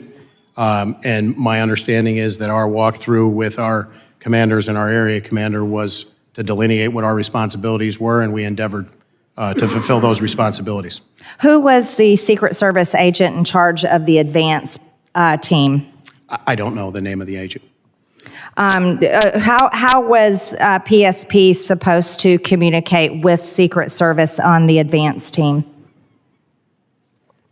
You mean in the planning leading up to so my understanding is, as is typical, we're notified. We were notified by email on July 5th. The meeting on July 8th, Monday, was to get all of those partners together to exchange information, how they could communicate with one another, and then the planning took place from there. Could you provide our committee a copy of all those communications, Colonel Paris? So I will check with our legal counsel. I mean, Pennsylvania has multiple state statutes that cover investigative plans or law enforcement sensitive information. Okay, thank you very much. And Mr. Chairman, one more thing, if I may. Trump's Secret Service protection could be removed under Benny Thompson's proposed legislation.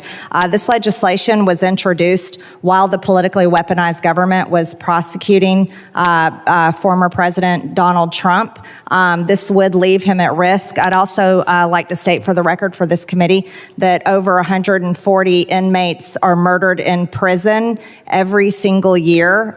This is a dangerous place, prison is, and of course, 8% of violence in prison leads to murder of inmates. This legislation is reckless, and the minority ranking member needs to withdraw this legislation that would lead to the murder of President Trump. Ladies' time has expired. I now recognize. Well, we're not going to debate. You think that statement should be made when the ranking member is here so he can at least address it? Thank you. He made his point earlier about his bill. There's a difference of opinion, I suppose. But we're just, y'all are out. Okay. I now recognize Mr. LaLota for 5 minutes question. Thank you, Chairman. 10 days ago. Thank you, Mr. Goldman. 10 days ago, a 20-year-old with no military or law enforcement training, with no more than about $1,000 worth of equipment, and apparently working alone, thwarted the United States Secret Service, an agency with a $3 billion budget and about 8,000 personnel. In the early phases of this investigation, the Secret Service, it is clear the Secret Service exhibited poor tactics, including substandard two-way communications with state and local PD. They displayed a lack of strategy, including not employing drones to surveil the risks to President Trump and the crowd.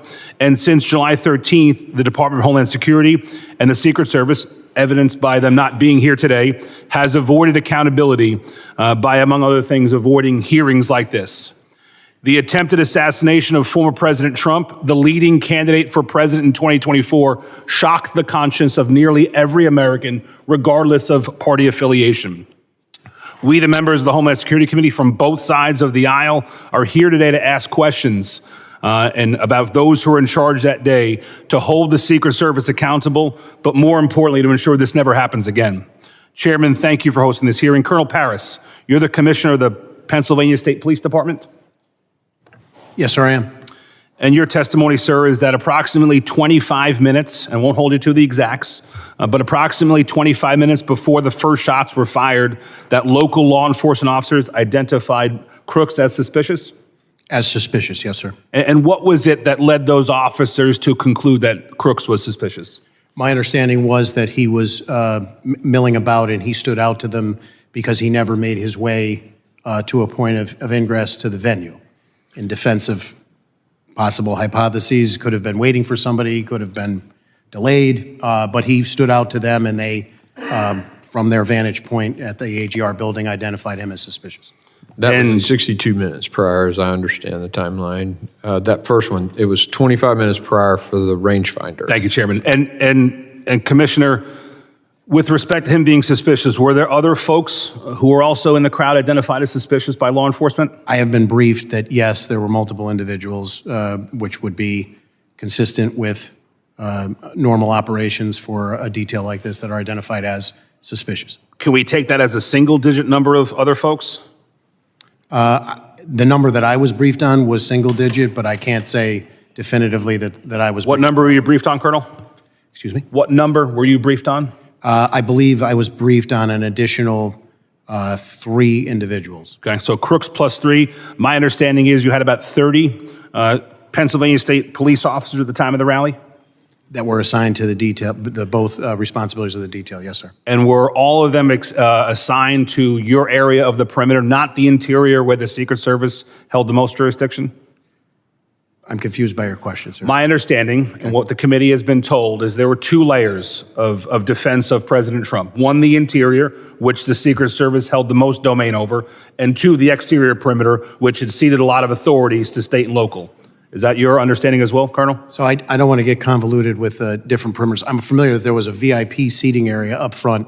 When I refer to the secure perimeter, I'm talking about the fencing that goes around the Butler County Farm Show. All of our people were detailed at various locations, decided by the Secret Service, inside of that. Thanks. It leads me to the next question. If staff can cue up the Eli Crane video to about second number 1 or 2. This is the AGR building. I and several of my colleagues were there yesterday in Butler. Kudos to Mr. Crane for getting this good video. My understanding from your prior testimony is there were 2 officers stationed or assigned, I think was your testimony, to this building? I'm aware of 2, but I don't want to say, again, not having seen the Secret Service. And they were assigned, sir? My understanding is that the Secret Service and Butler ESU had some sort of collaboration, and that was to be covered. What was their assignment in the building, sir? I cannot comment. I'd be remiss not. Were they assigned to be in the building? I can't comment. What were the qualifications of the people assigned to or around the building? ESU guys, SWAT guys, long guns, good tactics? They would be, as the name implies, but I defer to their exact training. I'm not aware of it specifically. But your understanding is through the duration of the incident, to at least the first shots fired, they were entirely within the building, not on the building, sir? I don't 100% want to say where they were the entire period. But you don't have an understanding as to whether they were assigned to be in the building or on top of it? I don't. I would need to see the Secret Service operations plan. And would that have been left to the discretion of state and local, or would that have been left to the discretion of the Secret Service? It sounds like you're saying that would have been left to the discretion of the Secret Service. I would say it's the Secret Service as the lead agency, just like they told us. Here's the post we want you to staff. This is the motorcade we want. I would defer to the Secret Service. Thanks, Colonel. When in Butler yesterday, we asked the question, why weren't the 2 well-qualified ESU officers on top of the building rather than in it? And what would you say if we were told the explanation is, well, it was a hot day in Butler and there was air conditioning inside the building and not on the building? What would be your reaction to that assertion, Colonel? I can't respond to it. I have no firsthand knowledge about it. Was it a hot day in Butler that day? I believe it was a warm day, yes, sir. But you have no knowledge of whether or not the Secret Service or anybody else assigned these 2 officers to be in the building and not on it? No, sir. I yield, Mr. Chairman. Gentleman yields, and we're going to go out of order because Mr. Luttrell has to get to his committee, so you're recognized for 5 minutes. Thank you, Mr. Chairman. Can you pull the video back up, please? Just for clarification, that is the exact point where the shooter was positioned, correct? Looking through that window in proximity to, if you give a range fan, if you was to expose yourself outside that window, is that the shooter's position? No? In relation to that video, where is the shooter's position at? Just further on the left side. And Mr. Paris, can you clarify something? There were ESU agents internal to the building or in proximity to the building in that location, correct? I don't know to that specific location, but they were assigned to the AGR building. And once the call went out that you had a bad actor in, the agents in the building left their position to try to find that individual? My understanding is he was on the ground moving around the perimeter, and they moved to actively aid in the search along with additional municipal officers who were. Does it make sense that ESU agents would be positioned inside the windows so they'd have a better vantage point out into where the X is, where the asset is located? Could you ask that question again, Congressman? It makes sense to me that the ESU agents would be positioned in these windows, the windows that they're talking about in this building, so they could have better eyes on the asset, the president, instead of internal to the building milling about. Is that a fair assessment? I'm remiss because I don't know what the conversation was and what the responsibilities delineated.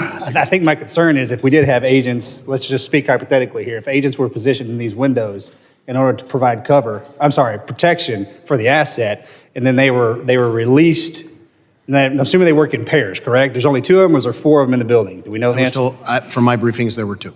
There were 2. But to me, it would make sense that one would stay behind in order to cover the X, or cover the asset, and then one would engage in activity to find the actor that they were trying to identify, correct? I think my concern is the individuals may And I hate to say this out loud, but if we didn't do due justice and we left that asset exposed because both ESU agents went to look for a bad actor, we just gave the shooter a bowling alley. I don't know what their responsibilities and their rules of engagement were, not having seen the Secret Service operations plan. And I'm reluctant to speculate at this point, 10 days out, sir. I would rely on the reviews yet to come. When it comes to Secret Service, talk comms matrix here real quick. When it comes to Secret Service and the local law enforcement, the state law enforcement, I understand that they are housed in the same, is there a common communication channel? And if so, does each agent and each officer that's working the event have, and I'm going to use old terminology, do they have an avalanche call? Do they have a no joy? When they see something that raises the red flag, can any officer radio in, go, no go? We are not, hold the asset in place. We have somebody that we're looking for. And if they do or if they don't, how many people does that have to go through to get to the right actor in order to say stop? I don't know. Okay, we need to figure that out. Because if I'm an ESU agent in this window and I have to radio a person who has to radio somebody who has to radio somebody else to get to the main person, then to call it, the dishes are done.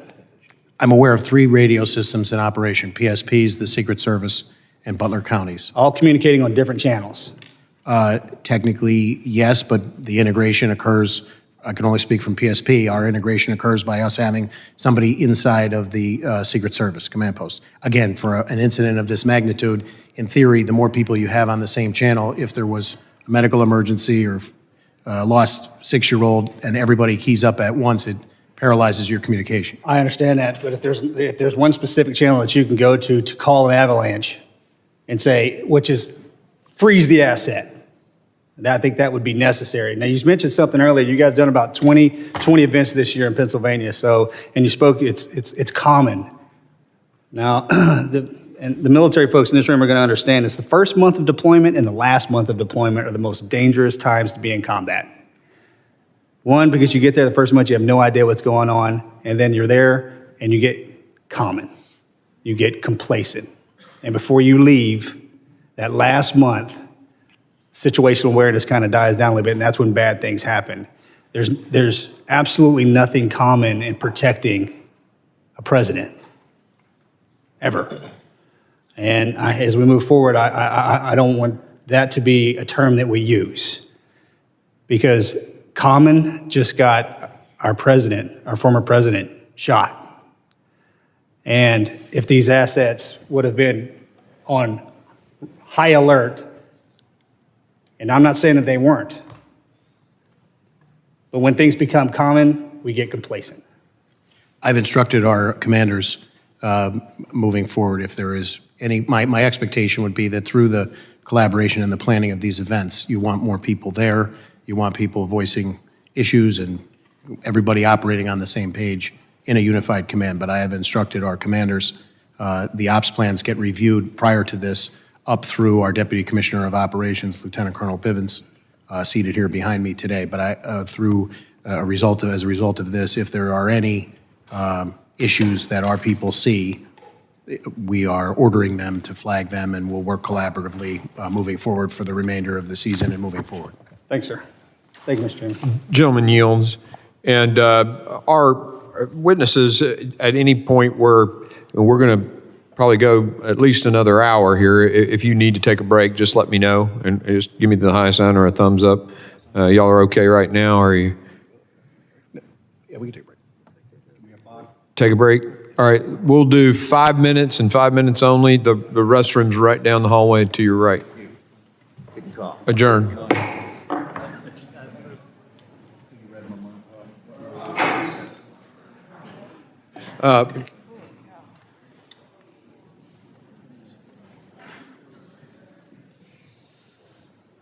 Thank you. I was just having the same thought.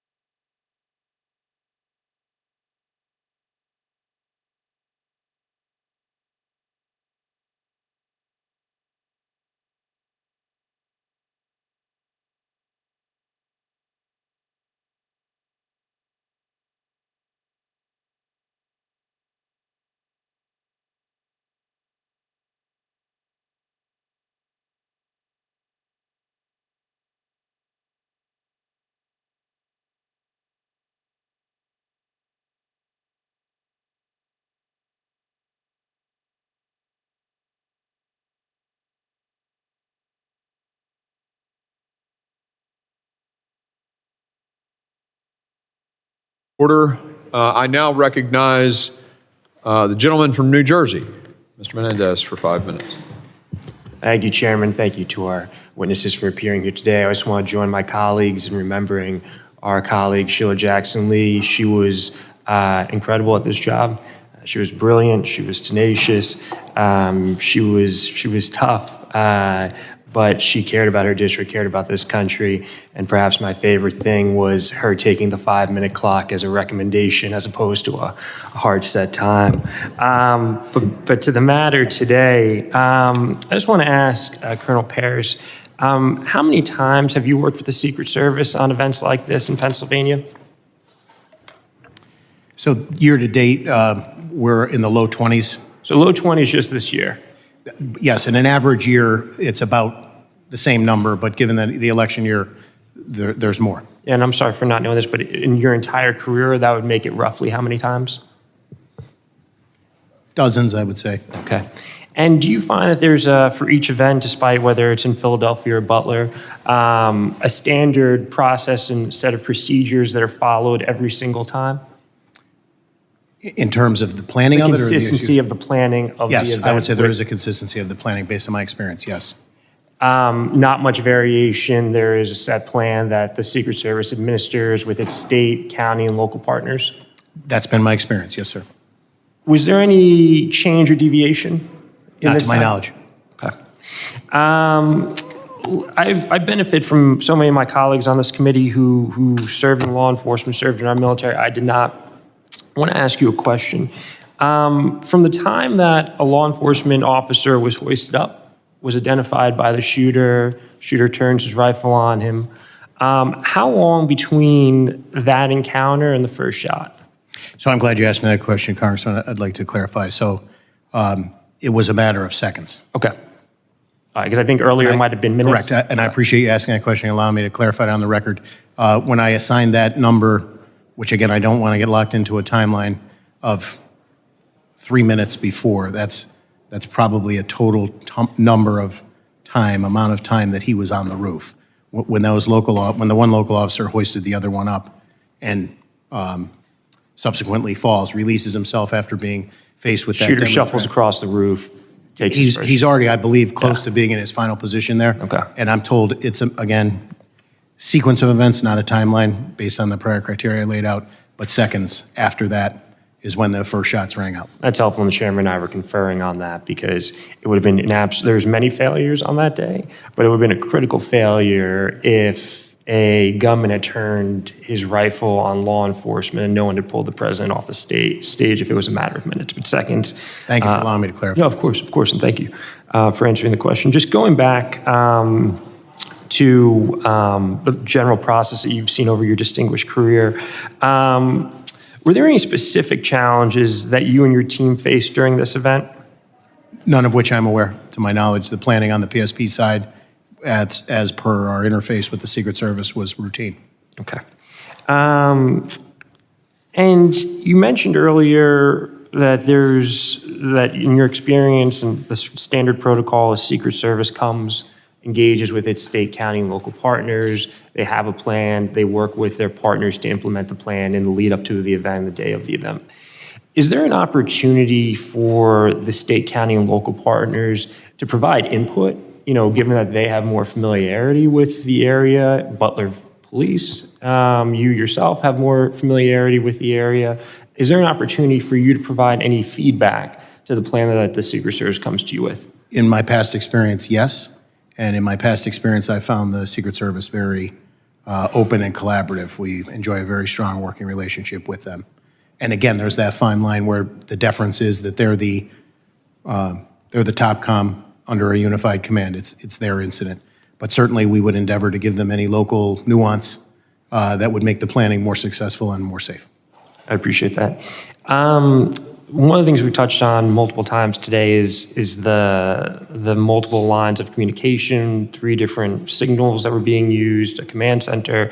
In your experience working with the Secret Service, have you seen a better implementation of a more streamlined communication setup that allows the different actors, the local PD, the county PD, the state police, to directly communicate to the command center, and then once there's a clear chain of command? I have not. The Secret Service comms is a very complex operation because of the worldwide environment in which they work. I'm in no way an expert in it. I think from the state and local perspective, our job is to try and integrate communications, and it doesn't have to be a super high-tech solution. We have people who can get a message, turn over their shoulder, and report verbally. We have radios that we can exchange, or we have a trooper with a radio assigned to another partner, be that a federal partner or a municipal partner, and those two radio communication systems can interface because of the human interaction. And I'll wrap up real quickly, Mr. Chair. And it sort of makes sense in a way because you're going to have people doing traffic. They're going to, folks who you mentioned, a child went missing. You could have a firecracker. You could have a multiple number of things that don't need to rise up, which is why some level of siloing makes sense. But we need to look at how we make it a clearer chain of communication to ensure that really important pieces of information, like identifying the shooter on the roof, doesn't get delayed in moving through those channels. So thank you both for appearing today. Thank you both for your service, and thank you, Chair. I yield back. Gentleman yields. I now recognize Congressman Ezell for his 5 minutes of testimony. Thank you, Mr. Chairman. And, we also want to thank all of you for being here today and for Speaker Johnson for putting together a bipartisan task force so we can get as much information and find out what happened here. Today's conversations regarding the attempted assassination of former President Trump is a critical one that I pray never happens again. Throughout my law enforcement career, I held many leadership positions, and through those roles, I've coordinated with the White House, advanced teams, state and local law enforcement, and doing some of these very same similar type events. And we have one goal in mind, and that's to keep people safe. Because of a massive failure in communication, President Trump was shot from a little more than a football field away. And because of the failure of former Secret Service leadership, especially the former director, spectators were forced to do what the Secret Service failed to do, and that was protect themselves from bullets. Ultimately, this led to the death of Corey Comparator, who gave his life while bravely shielding his wife and children during this terrible thing. Colonel, thank you for being here today, and I've said from the beginning, if you want answers, you got to talk to the men and women who were on the ground, the law enforcement officers who were out there and who were taking directions and commands from the leadership of Secret Service and various other leaders. You testified that 32 members of PSP were assigned to various roles to assist the Secret Service. Is that correct? Yes, sir, I did. Your officers were assigned to various roles, but they were not responsible for securing the building or property at AGR. Is that correct? Yes, sir. The former director testified yesterday that the building was outside the Secret Service secured perimeter. Did the U.S. Secret Service leadership direct local or state police that was their job to secure the building? And if so, did they provide any guidance on this? So as I stated earlier, aside from the briefing that I received about the walkthrough, when the question was raised and the response from the advance team of the Secret Service, the agents on the pre-plan, that was going to be the responsibility of Butler ESU. I have no firsthand knowledge about any interaction between the Secret Service and any other entity, really. The Secret Service established and managed the primary command post for communications in the office of the Butler Farm Show. Is that correct? That's my understanding, sir, yes. Preliminary findings have concluded that communications were siloed and local law enforcement were not in frequent radio contact directly with the Secret Service. Local SWAT and sniper teams were on a separate radio channels from patrol. Colonel, do your radios have the capability to be programmed to be in contact with other agencies? And do you know if the officers on the ground that day had communication capabilities with the Secret Service that was on that duty that day? You're asking me a very specific question that I would defer to our Bureau of Communication and Information Services. I can get you an answer as to what those specific capabilities were. Do you know if the Secret Service provided any guidance on combined communications? I do not, again, referring, I have not seen their operations plan. At 5:45 p.m., a local law enforcement sniper observed the suspect with a rangefinder and reported the suspect to command and the U.S. Secret Service. Colonel, how would you have responded to that information? So again, I certainly wouldn't articulate that at that point, a rangefinder, which could have legal and legitimate use, that is a threat, but it's certainly a highly suspicious activity that should be addressed. Exactly. Mr. Woes, you testified clear and constant communication is crucial to ensure the security of the protectee, and that local law enforcement should be part of the command post to facilitate real-time information sharing and rapid response to emerging situations. As we all know, separate communications are necessary and effective during a large-scale event like this. There's no way everybody can be on the same channel. You talk over each other, you won't ever get anything done. But there must be some clear understandings through communications at the beginning so that split-second decisions can be made so there won't be a lapse in time and these terrible things happen. Would you like to just say a few words about that? Sorry, there's no doubt when you look at how many people are involved in an operation like this, having everyone on one channel is difficult. But there are people within contained areas, and their ability to be able to communicate as things change across platforms is crucial. In this case, we know that in seconds things unfolded, and in seconds, getting meaningful communication out to people who might be able to act on that communication is vital. So I think there's avenues here. I agree that not everyone should be on the same channel, but there are certain people within certain areas and perimeters that should be having communication or the ability to communicate a little more freer. Thank you. Thank you, Mr. Chairman. I yield back. Gentleman yields. I now recognize Mr. D'Esposito, representing the New York law enforcement community as well, for 5 minutes of testimony. Thank you, Mr. Chairman, and good afternoon. Thank you both for your service. On July 13th, we witnessed the Secret Service fail to secure a Pennsylvania field and keep the former president of the United States of America and the Americans that were gathered there safe.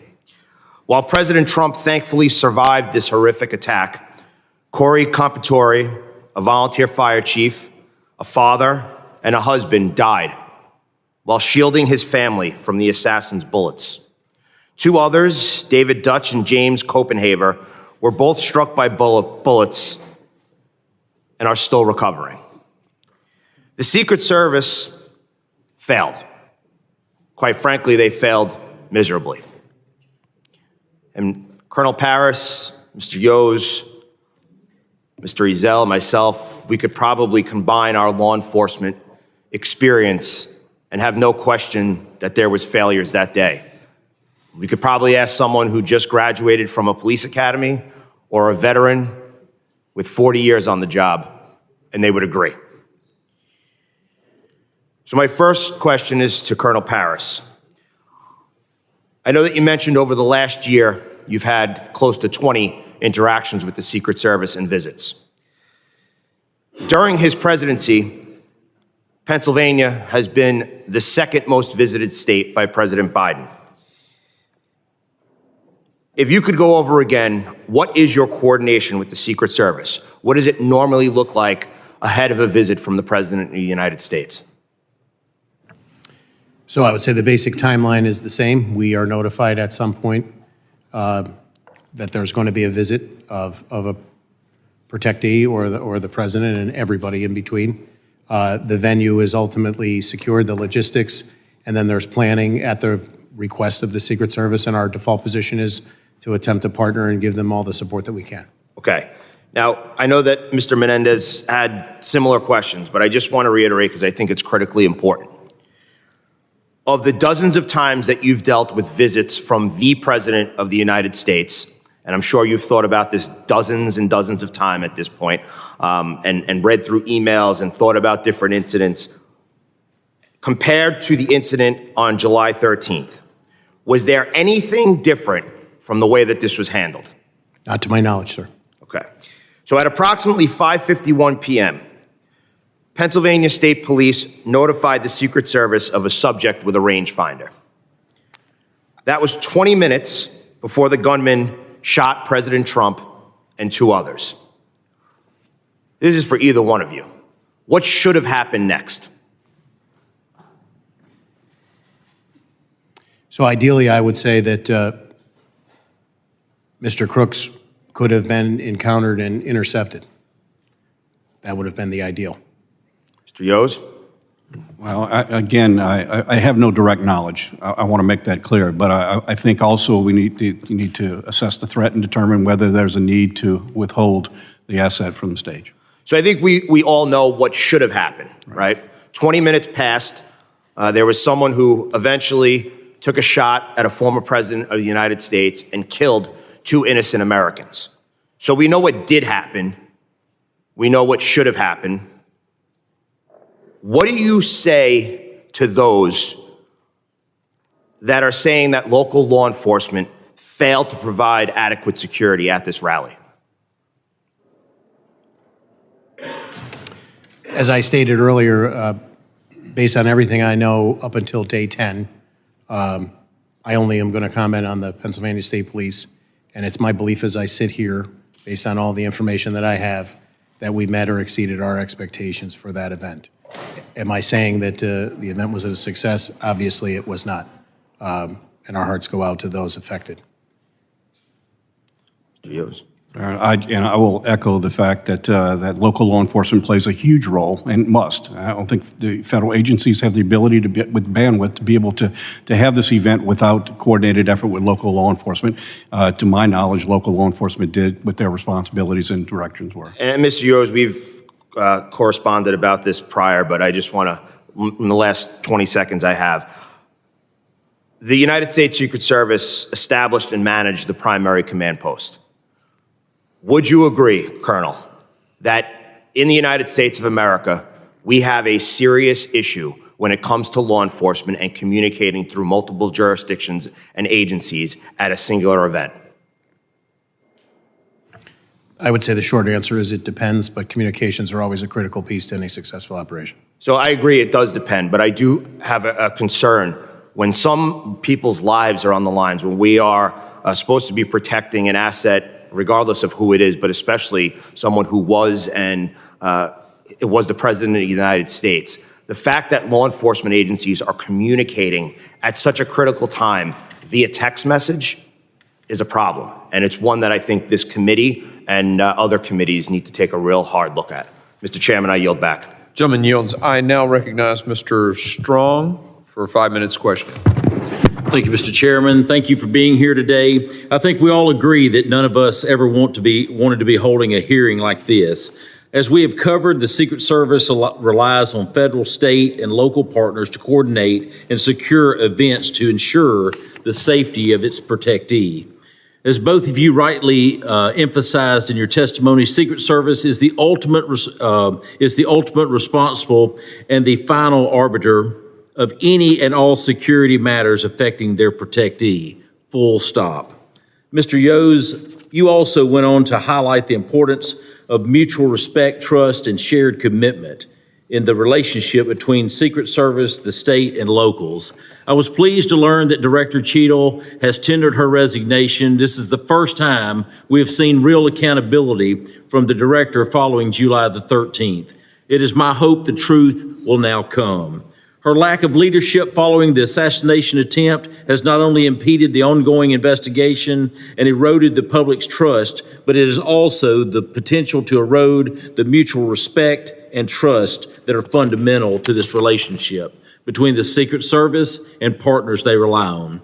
Colonel Paris, I understand that state and locals were the ones that first alerted the command center of a suspicious individual some 20 minutes before he started shooting. Is that correct? As I said before, I would agree with the sequence of events, but I don't want to go on the record with the exact time. So that's my understanding of the sequence of events. Yes. Does the Pennsylvania State Police use a digital radio system, whether it be the P25 or something of that nature? Yes, we do. and it has unbelievable technology. I know we've utilized it throughout the state of Alabama. 40 years and as a first responder, to go from UHF, VHF to a digital system changes the ball game. Does the Secret Service also use a digital radio system? I would have to get you information on that. I don't know, sir. Okay, so the communication between the agencies, you start looking at it, the communication with a digital radio system, you can change frequencies, you can make a mutual frequency. Every radio you can have hundreds of different frequencies. But as far as you're not sure if they have a digital radio system or if they're using another conventional UHF or VHF frequency or something of that nature. In answer to the first part, I'm not an expert on radios. I can't render an opinion on what their system is. But the only answer I would provide is my understanding is there are certain encrypted capabilities that the Secret Service has to maintain that may provide difficulty in what would otherwise be if we had a regular incident and we were able to set up a patch to communicate across agencies. Thank you. Colonel Paris, as you just shared, after state and locals identified the shooter as suspicious, they relayed that information to Secret Service and were given a number to send their concerns to. Is this standard operating procedures to be left a phone number to give your information to rather than direct communications through radio? I don't want to say that it's standard operating procedure, but if it was a system that or a measure that worked to push that information to the people who needed it in the most expeditious means, I wouldn't be averse to going away from standard protocols. You said that you had done this type of event with other presidents or in your state. In past history, is this how it usually was done? I can't say that I have had a personal experience about, I've obviously been present when there were suspicious people that came out over the radio and law enforcement was seeking them, but I can't say that I have a frame of reference exactly on point here, sir. Did the Secret Service provide rules of engagement for state and locals? Did y'all have to authorize a green light for fire, or do you go by your day-to-day activity where we would go by the policy and regulations and state law that cover the Pennsylvania State Police. Another thing that stood out to me with a background in emergency medical services is when the president was brought off, you saw his SUV move about 20 feet, and then it sat there. We watched as a lady in a skirt walked in front of the SUV. We watched as other law enforcement, people, spectators, whatever. Did you notice that seemed to be a long time for the president to be sitting for someone that had taken a bullet? Did you think that was a long time? I would completely defer to the Secret Service. Thank you. Mr. Chairman, I yield back. Gentleman yields. I now recognize Mr. Crane for 5 minutes of questioning. Thank you, Mr. Chairman. I'd like the staff to go ahead and play the video that I took at the site yesterday.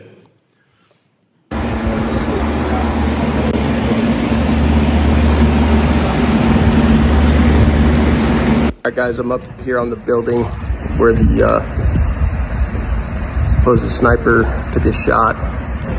It's not that steep at all. We just had a 70-year-old man back here climb up on the roof easily. See that water tower behind me? Had Secret Service or anybody had sniper teams up there, this guy wouldn't have made it 5 feet up this roof. He would have been taken out. Behind me, you see the windows that Secret Service was supposedly in the second floor of this building behind. Makes you wonder why they weren't able to quickly dispatch the individual. And then behind me, back over here where those red roofs are, that's where the— Can you guys cut it right there, please? President was giving his speech from. A lot of questions here in Butler. Cut it. Thank you. All right, Colonel Paris, did you notice when you showed up on site what the tallest structure on the site was? I can't say at the moment that I arrived that I did, no, sir. Okay.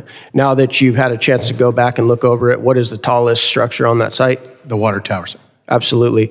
Colonel, do you know how far the water tower was from the roof where the shooter took his shots? I do not. 160 yards, sir. Who made the decision, Colonel, not to put a counter-sniper team on the tallest structure by far on the site with 360-degree surveillance? Do you have any idea? I do not know, sir.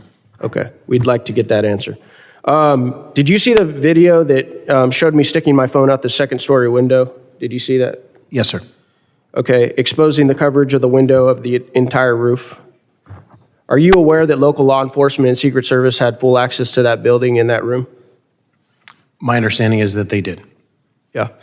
Why weren't security teams, sir, on site able to spot a 20-year-old kid with zero camouflage crawling up a white roof with an AR-15 that several rally goers were screaming and yelling and pointing out, and they noticed him, and they weren't even there to conduct security. They were there to watch the president. Do you have any idea why the security teams couldn't find that guy? I do not, sir. Would the gentleman yield for just a second yes, on that? So just for clarification, it was the ESU guys that were manning those buildings? Yep. And they left because of the call of the suspicious person, so they left their post there to go look for him. They're the same individuals who attempted to climb up the building and were scared away by the shooter pointing the gun, right? I reclaim my time. Thank you. Okay. I'm just wondering why they weren't able to find him, because even while they were looking, they could have still looked out that window that they had access to. All right, Colonel Paris, I'm just going to say it. Are you aware, sir, that many Americans believe this was very likely not a lone shooter, but a coordinated assassination attempt? Have you been getting those messages from people like I have? I have not, sir. You haven't? Well, there's a lot of people in this room that have been getting the same messages. Why do you think that is? Why do you think that a lot of Americans are like, this doesn't add up, this doesn't make sense, guys? How could this many things have gone wrong, right? Like the things I pointed out, a 20-year-old kid, got 150 yards of the President of the United States with an AR-15, flew a drone to conduct site surveillance, was spotted with a rangefinder ranging targets, then lost, had advanced explosive devices on him with no military training. Nobody was placed in the most obvious spot to conduct counter-sniper operations. I was a sniper in the SEAL teams, Colonel. As soon as I got out of the SUV and I saw that that water tower, I was like, that's exactly where I'd be. Put me right there. So obvious. After partisan attempts to bankrupt him, imprison him for 750 years, and countless depictions as a modern-day Hitler, are you surprised, sir, that a lot of Americans are like, maybe there's more to this story? I wouldn't begin to speculate about what the American people think, sir. Colonel, did your team make entry and conduct investigation at the suspect's home prior to this shooting? Excuse me, sir? I asked that question. Did your team make entry and conduct any investigation at the suspect's home? I believe we had people that participated in that securing of it. There were bomb assets that we provided. Mr. Chairman, can I have 30 more seconds? Yeah, I'm letting everybody kind of. Okay. On the night of. Since then, none. Did you get any reports from any of your agents of anything fishy at the home? I was briefed on. Was there any silverware found in the home or trash? I have nothing in the briefing that I was given, sir. Was it extremely clean, almost like a medical lab? Were you given any of those reports? I was not giving any of those details, sir. Okay, that's what I'm hearing. Interesting. The last thing I want to enter into the record, Mr. Chairman, this is article, opinion from, I believe, the Washington Post by Robert Kagan. A Trump dictatorship is increasingly inevitable. We should stop pretending. This article compares Trump to Caesar and attempts to justify the assassination of President Trump. And I think even though we want to dodge around it and not make this partisan, I think we all know that a lot of this has to do with the rhetoric, the very violent rhetoric that has led up to this. Thank you. I yield back. Gentleman yields, and so ordered on the entry of that into the record. I now recognize Mr. Burkeen for 5 minutes of testimony or witness questioning.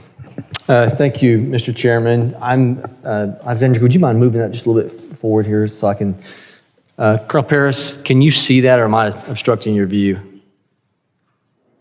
I believe I can see it, sir. Alexander, would you mind? I'm sorry. Can we shift it just a little bit to your left, Alexander? There we go. Okay. Better? Yes, sir. Okay. So this is a picture I took yesterday on the grounds looking out of that second-story window that has the corridor that connects the AGR building, the American Glass Research Building, with where the shooter's location And I'm going to stand up and I'm going to point to the shooter's location as we were made aware.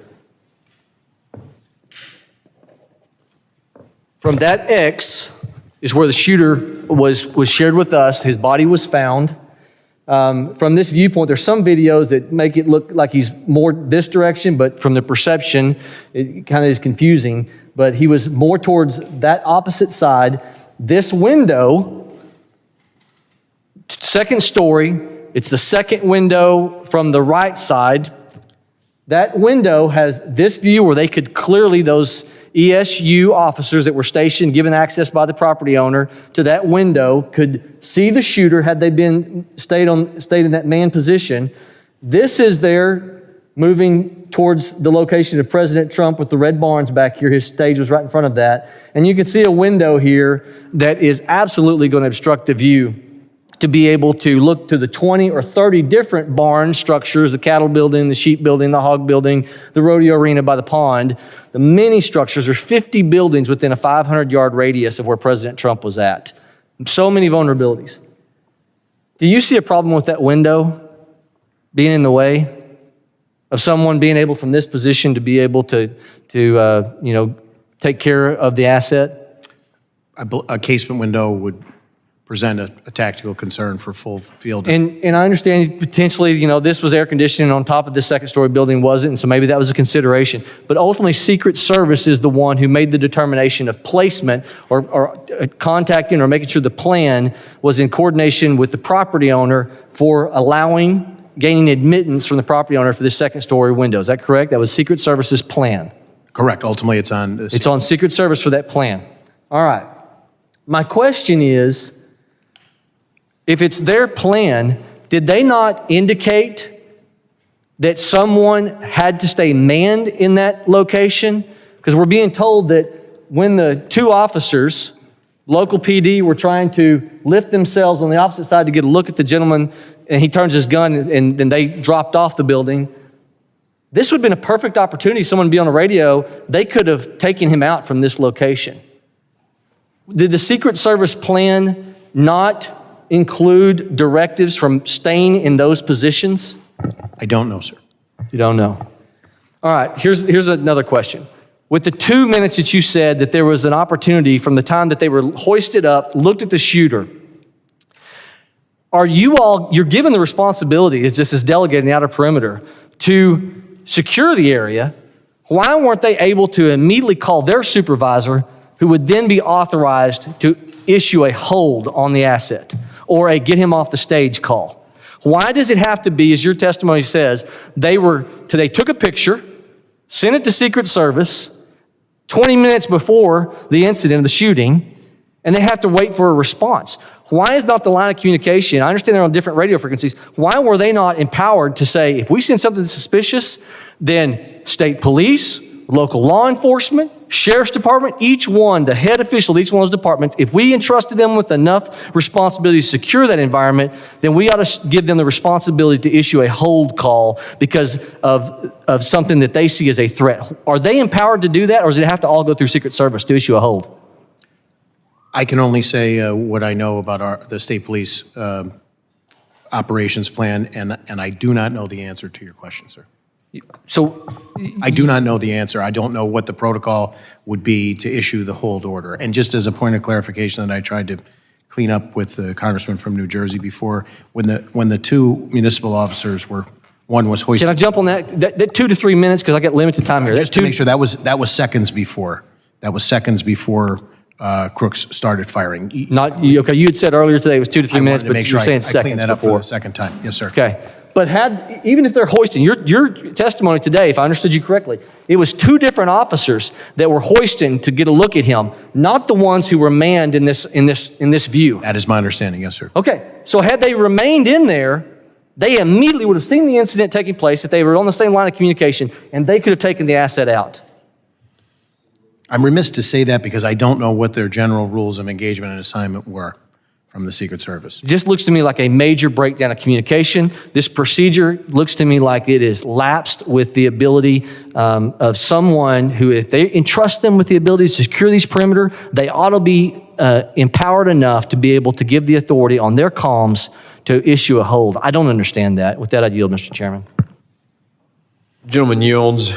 And I'm going to say this because I have thoroughly enjoyed both of your testimony today. And there are a lot of guys up here on both sides of the aisle that are charged about this, that their emotion is not intended to communicate a lack of trust in the Pennsylvania State Police, or, I mean, you're being incredibly helpful today. Some of the things that we've discovered from your testimony have brought some frustration to our folks, and I hope you'll understand it in that context, that it's the energy is not directed at you.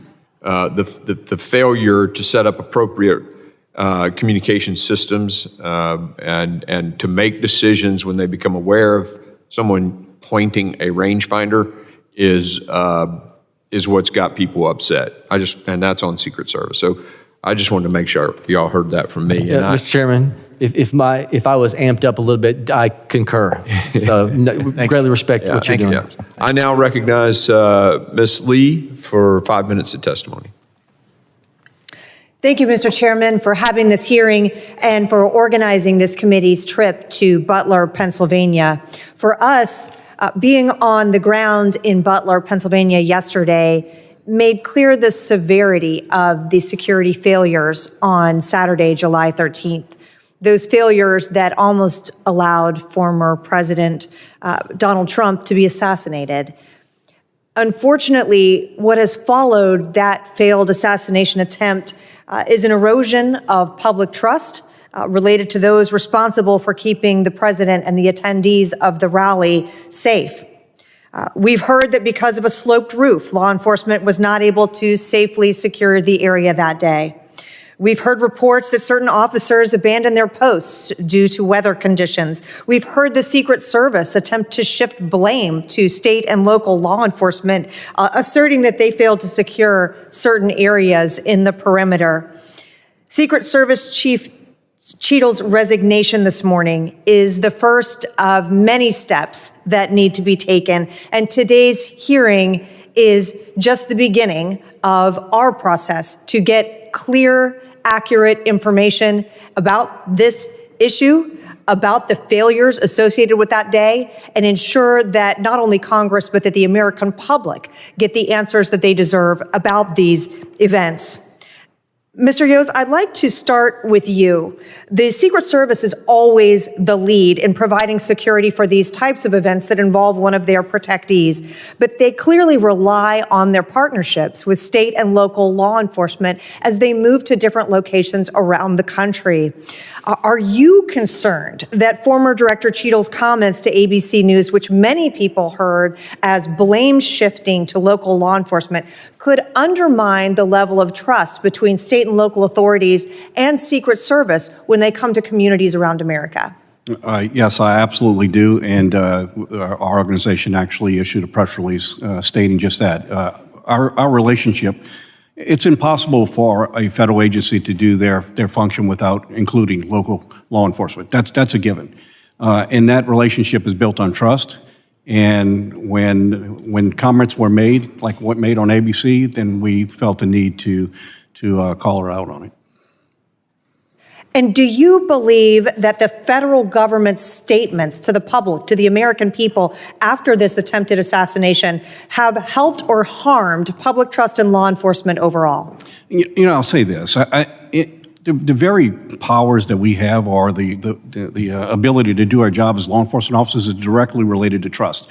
And in an investigation, there's a fine line between what you do in order to protect an investigation and also be accountable to the public you serve.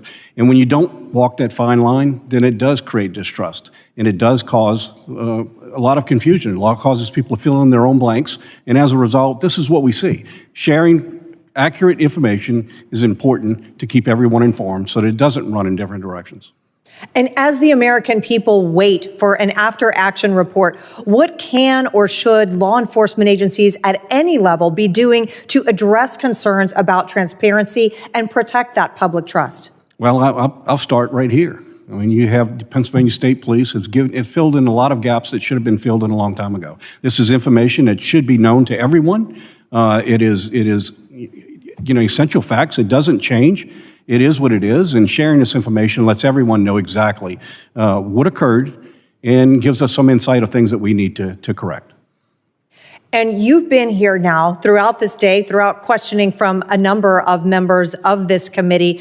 As this committee continues to investigate the failures that resulted in this shooting, what are some of the key questions that you believe should be asked about the assassination attempt, as well as the management and organization of Secret Service more broadly? Well, again, I have to be upfront in the fact that I have no direct knowledge to this incident or things that unfold. I'll just speak in just general terms. The first question that I think we all need to ask is, with so many elevated positions available, what steps were taken to protect those assets? I don't know the answer to that, but there were a lot of places. I mean, we learned a lot of lessons going back to President Kennedy. Higher locations create unique problems, and as a result, they should have been part of any action plan. I'm not saying they weren't. I'm just saying that we see the end result of what happened here, so obviously we have a failure there. Thank you, Mr. Chairman. I yield back. The gentlelady yields back and now recognize the gentleman in whose district this tragedy occurred, fine representative from Pennsylvania, Mr. Kelly. Thank you, Mr. Bishop. I appreciate Chairman Green's allowing me to be here, and then also to be in Butler yesterday, where it's my hometown. I'm 4 miles from this location. My concern actually started on July the 5th when I was told that former President Trump was coming to Butler, and I said, that's great. And they said, yeah, and he's going to be at the Butler Farm Show. I said, you must mean the big Butler Fair. They said, no, the Butler Farm Show. I said, who did a site visit? The answer is, we've already made our determination. My question was, so then what you just told me is nobody's been to that site. I will just tell you right now that what you are planning there is not proper for the crowd that's going to show up. At that point, the person on the phone said, Mr. Kelly, there'll be 6,000 or 7,000 people there. I said, well, that tells me even more about the fact that you have no idea where you're going. And historically, what has happened whenever the President Trump had come to Butler, we got 55,000 people at that rally. And he said that was before, when he was president. He's no longer president. So being there, not only just myself, but also my wife, 3 of my grandchildren, and 1 of my sons, and so many friends that were there that day, I think it all comes down to the same question that we always ask when we get to these situations. What did we know and when did we know it? And I think forever now, people are going to look at what happened and say, we knew there was something wrong. We could see it. I would just put to you that had we acted quicker, Mr. Compratore would still be alive today. President Trump would not have been wounded, and 2 other people who were that day would not have been wounded. And in a greater sense, the American people have been wounded in a way that they have lost faith, trust, and confidence in how we protect certain people. This goes far beyond that, and I appreciate you both being here, and I'll tell you what, you really have given us testimony based on what your whole careers have been about, and that is protecting people. For some reason, on July 13th, we knew something was wrong. Every person I've talked to that was there that day or responsible for protection says, we did our job. And I said, so then you're saying that somebody else didn't do their job? And the answer is, well, that's to be decided later on. So I would just say, first of all, I meant what I said. I think the American people now are deeply wounded, and the faith, trust, and confidence we need to have in our government has been fading for too long.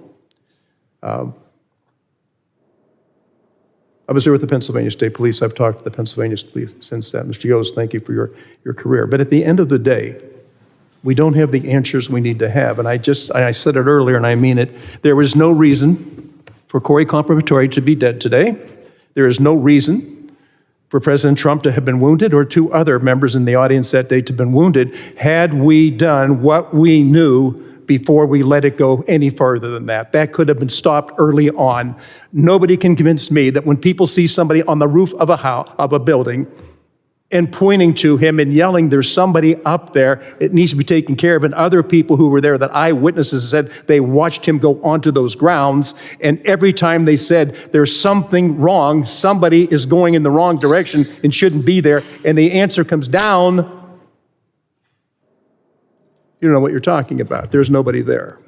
So as we continue looking at this, and I think that we have a lot of testimony today, and again, I thank you for being there, but I just submit to you that the victims of that day, innocent people, none of it had to happen.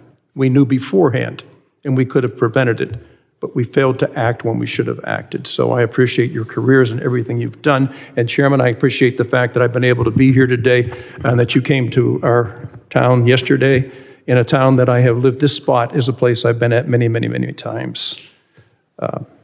I just cannot understand why we didn't act when we knew there was something wrong. At the very least, they could have taken President Trump off the podium, and some of the other activity after that never would have taken place. So thank you for having me here, and thank you both. Colonel, Mr. Yost, thank you so much for being here. I appreciate it, but there is far, far more we have to learn. Thank you, sir. Thank you. We're going to do another round of questioning, and I don't know, Mr. Gray, if you're going to want to ask any other questions. Or, I'll have a couple, okay, sir. Sounds good. So you'll follow me, and then we'll go around. I just want to get back to this text message that was sent at about 20 to 25 minutes prior. That text message was a picture of Crooks.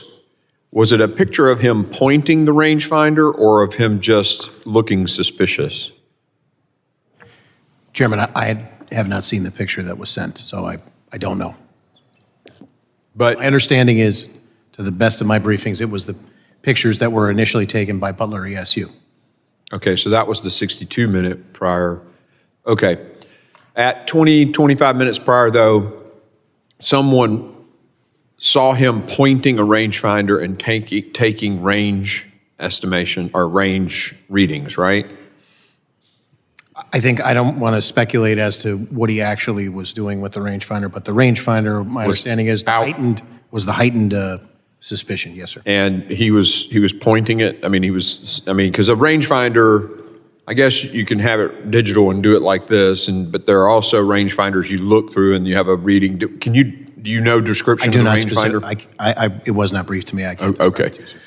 But there was concern, and that was relayed to the command post, and that was a PSP guy in the Secret Service command post via a text message 20-something minutes before, and you think it included the fact that the guy had a rangefinder?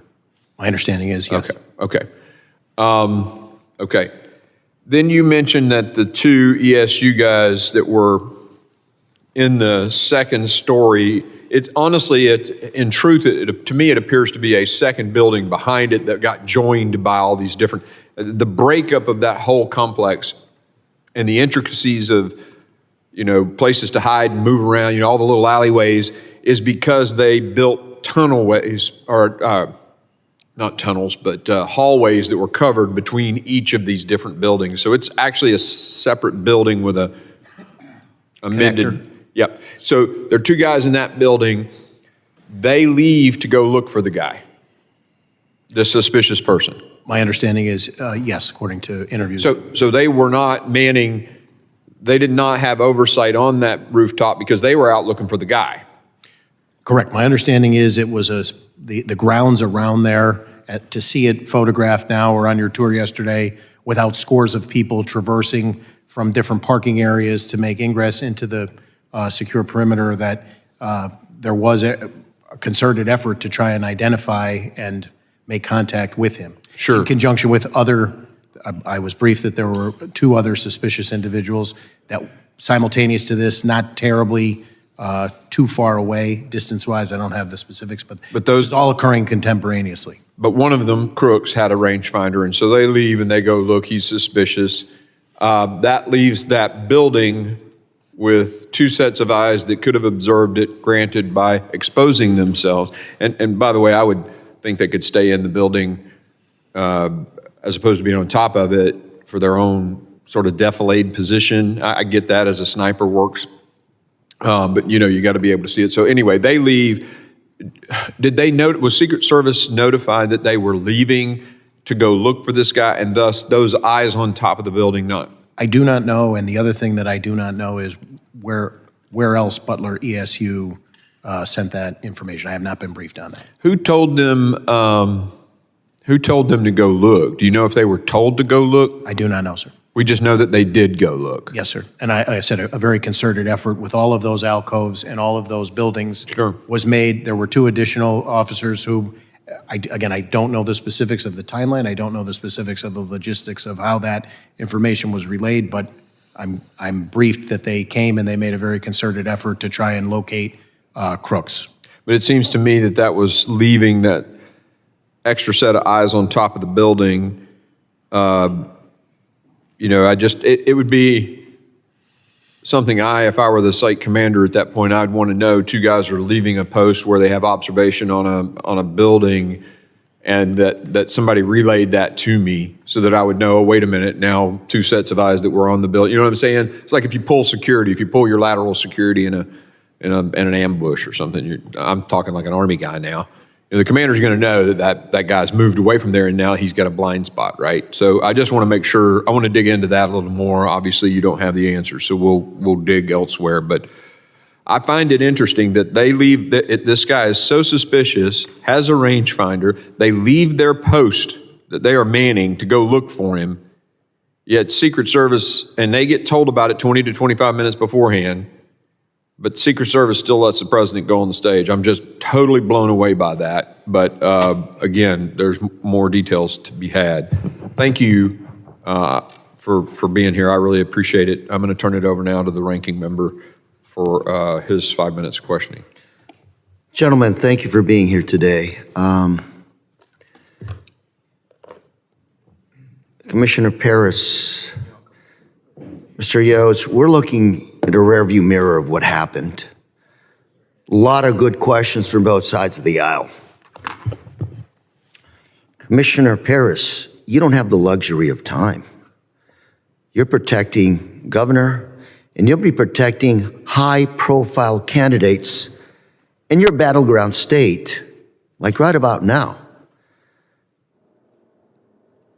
I'm trying to figure out how we help you do your job a whole lot better. Mr. Kelly, his line of questioning was interesting, and I considered it important because that's his background, that's his backyard. And he asked, who decided the site of the event? It's a good question. Bigger question is, who okays, who approves the site of an event? And I come back to what I said earlier, which is one of those officers on the ground said, Lou, he said, who's in charge?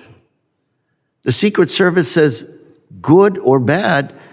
Does the campaign they then say good or bad, or does the campaign have the ability to override the Secret Service at an event? And I ask this question from you, Commissioner Paris, you're going to have to make these decisions here real soon. Because if I'm here where you're at today you've learned some lessons. The 13th to today, we've all learned some lessons, and you have to execute, sir. And it's not your responsibility. It's not our responsibility. It's all of us, our responsibility.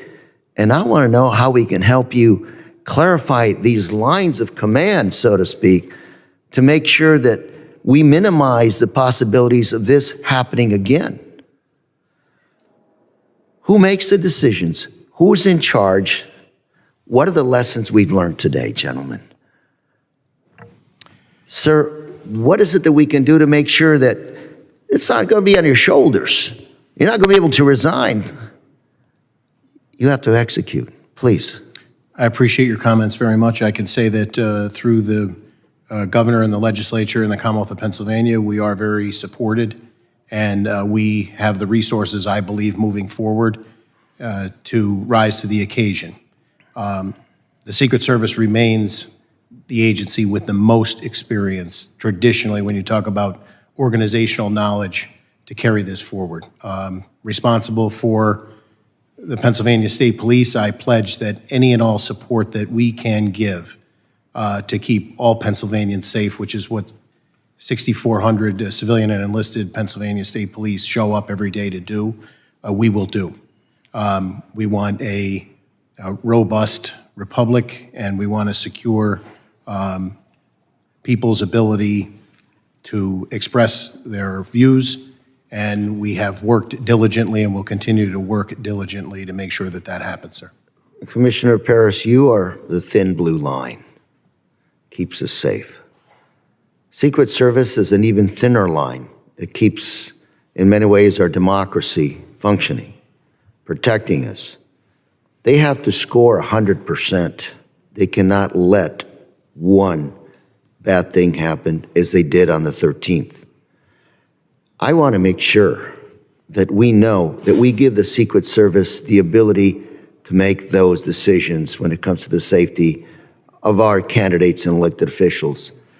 And for the third time, I'm going to repeat those words that were told to me by an individual, law enforcement individual on the ground when he said, Lou, who's in charge? Is it the campaign or is it the Secret Service?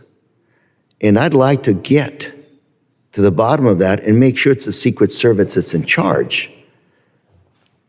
I don't know who is in charge, and I hope to God that we do find out.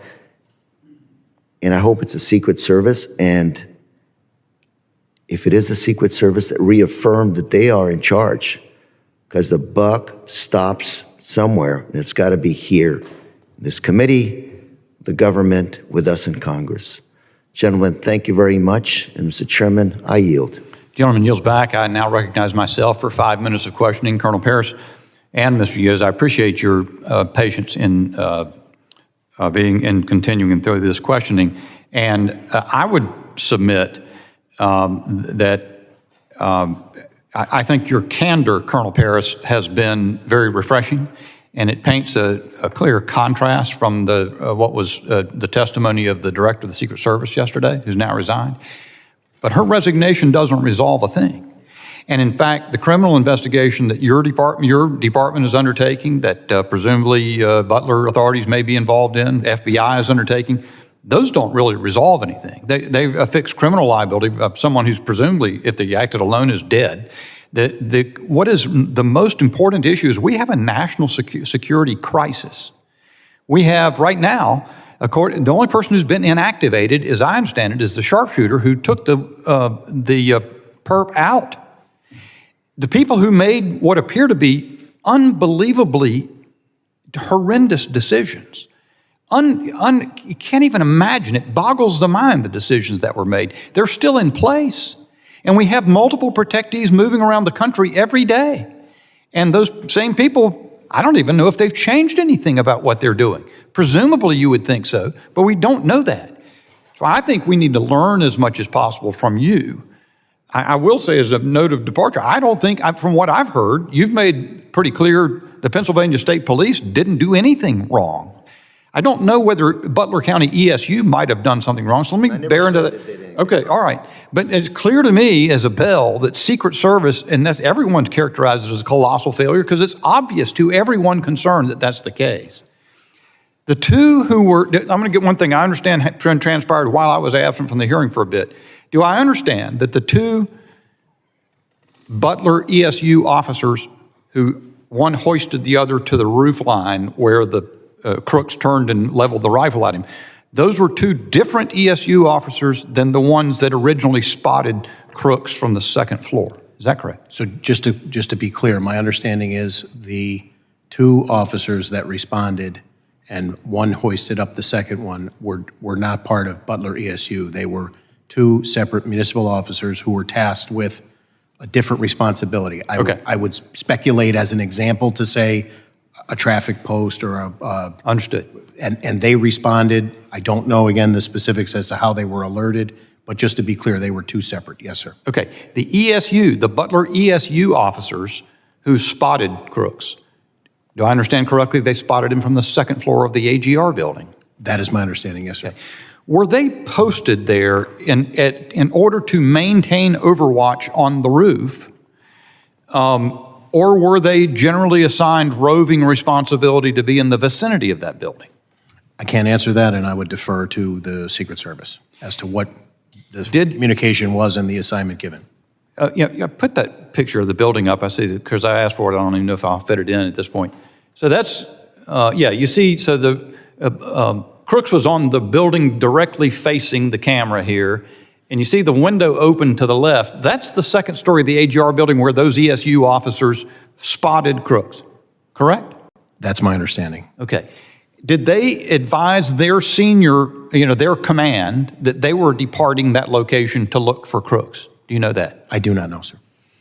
Why did they stay away from that position for so long? If I understand correctly, the picture of Crooks was texted about 20, 25 minutes ahead of the shooting.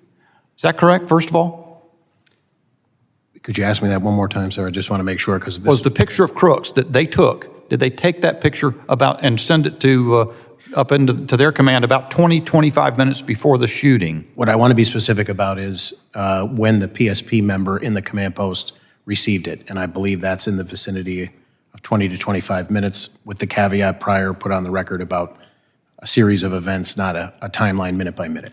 So you don't know whether they... I don't specifically know. I believe the pictures of Crooks were taken at some point before that, when he was identified as being suspicious based on my prior testimony from the briefings that I had, because he was... Okay, I get it. At least we've got a fairly long numbers of minutes, 10, 15, 20 minutes. Why did they not return to that post? Do you know that? I do not know, sir. My understanding is that there was a very concerted effort at that point to actively search and locate him and dispel that suspicion. You mentioned that you have asked for, not received, I don't know what you call it, the site plan, but from the Secret Service has not been given to you. Has there been anything else that you've asked for in the course of your investigation that's been denied or made inaccessible to you other than the site plan? Again, I want to be clear. No, I'm not aware of anything else that we've asked for, and we have not been denied. I just believe we haven't received it yet, so I want to make sure I'm not mischaracterizing that. We asked for it, and we have yet to receive it. Yeah, we never get denied stuff. We just never get it. My time having expired, I recognize the gentleman from New York, Mr. Laloto. Thank you, Chairman. Colonel, I want to reiterate the appreciation this committee has for your energy, your stamina, your focus, your candor. It's regrettable that some of our federal colleagues are not at the table with you today. We would have liked to extract for them some of the facts from 10 days ago. My colleagues from both sides of the aisle, I think, asked good, fair questions of you, and you gave good, fair, accurate responses to them that helps us understand July 13th a little more. It was only 10 days ago, and we're probably only in the infancy of that investigation of our oversight responsibilities, but you've provided us a lot. I want to use the remainder of my time to look forward. There's going to be a lot of conjecture about what happened, who's at fault, but putting that aside, we've talked about flaws that happened on July 13th, be it tactical flaws about communication, strategic ones like lack of drones, administrative ones like command and control and who has what authority, what are the rules of engagement. So I wanted to ask you, Colonel, and it's been said, Pennsylvania is going to have a number of more rallies, appearances, where the public is going to interact with presidential candidates from both sides of the aisle. What are you going to do? How are you going to assert yourself in your leadership role to reduce the likelihood of an incident like this, specifically with respect to tactics? We understand that radio communications were a weakness. Do you have a perspective on looking forward, how you might command your officers in a different manner to ensure that from a tactical perspective, specifically with communications, these events are held differently in the future, sir? So yes, I will start with referring to the testimony of Congressman Luttrell about reinforcing and reiterating to try and mitigate any potential complacency. The Pennsylvania State Police maintains the Pennsylvania Criminal Intelligence Center. We're always trying to lean forward and glean as much criminal intelligence as we can, not only generated within the ranks of the Pennsylvania State Police, but our local partners, our county partners, and then through task force collaborations that we have with multiple federal agencies. I can tell you that we will not back away from the Secret Service.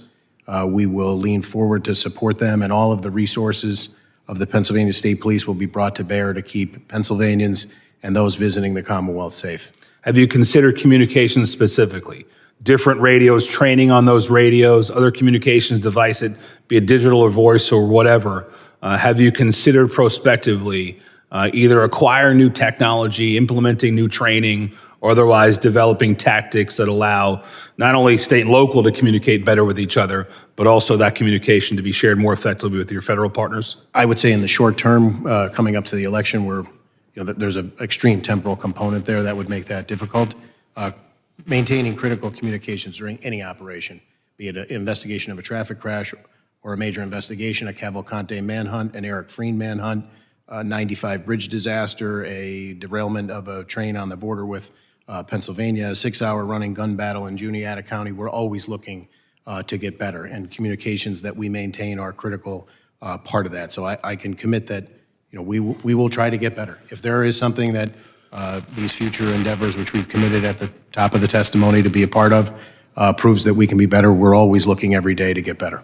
I know that members are allowed to, through the appropriations process, advocate for more resources to come to their state and local their state and local law enforcement partners for things like communications devices. I know that I've been able to lean into that process here, and I would sure that Mr. Kelly and others from the Pennsylvania delegation would endeavor to use federal funds to help augment your ability to increase your ability to communicate among each other and also with federal partners. I want to move to strategy, thinking a little more outside the bubble in the days and weeks leading up to an event.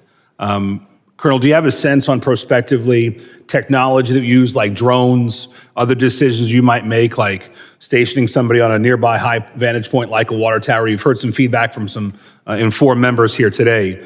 Are those things helpful for you to plan moving forward to seize opportunities, both technological and physical, for events moving forward? Short answer is yes. Our undercover assets and the surveillance and intelligence gathering is something we rely on heavily. We do have some drone capabilities that we're always looking to augment, but they're a phenomenal tool, and certainly their use will only expand into the future, probably long after my career and somebody who comes well after. But we're always looking to lean forward and do the job better, sir. And I think what I heard, Colonel, from the totality of the interactions today was administrative issues related to command and control, rules of engagement, who thought they had what authority, who thought they had to call somebody to do something. Colonel, do we have your commitment that you'll lean as far forward as possible and essentially command my negation, that you'll do everything that was within your power until you're told to stop to ensure the safety of presidential candidates? Yes, sir. Thank you, Chairman. I yield. Gentleman yields back, and Chairman Green's going to return momentarily, so I want to keep the hearing going pending his return. And I've got a few more questions, and so I will call a third round of questioning. And let me then recognize myself for 5 minutes. Colonel Paris, did you say? I think I heard you say in the course of the hearing that you believe Mr. Crooks fired 8 shots. And that 8 shell casings were recovered. Did I hear that? Yes. Okay. Were they all recovered in the vicinity of his body? I'm told that they were.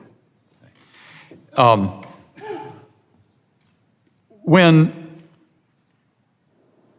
the information, let's see, the information concerning having identified Crooks as a suspicious figure was relayed, and the text message was sent to the Secret Service Command Center. PSP was present, I understand. Is that correct? The PSP member who received those from Butler ESU? That's what I want to clarify first. Was it a PSP member who received that text? So I can comment that it was a PSP member who received that from Butler ESU. And passed it and then advised Secret Service? Immediately advised Secret Service and then passed it at their direction to a telephone number, texted the information to a telephone number. That's what I was briefed. That was given by the Secret Service representative. Did the Secret Service representative indicate to whom that connected? Who was being sent the information via that number? I do not know. Our understanding was from an interview that we conducted that it was some sort of tactical asset of the Secret Service.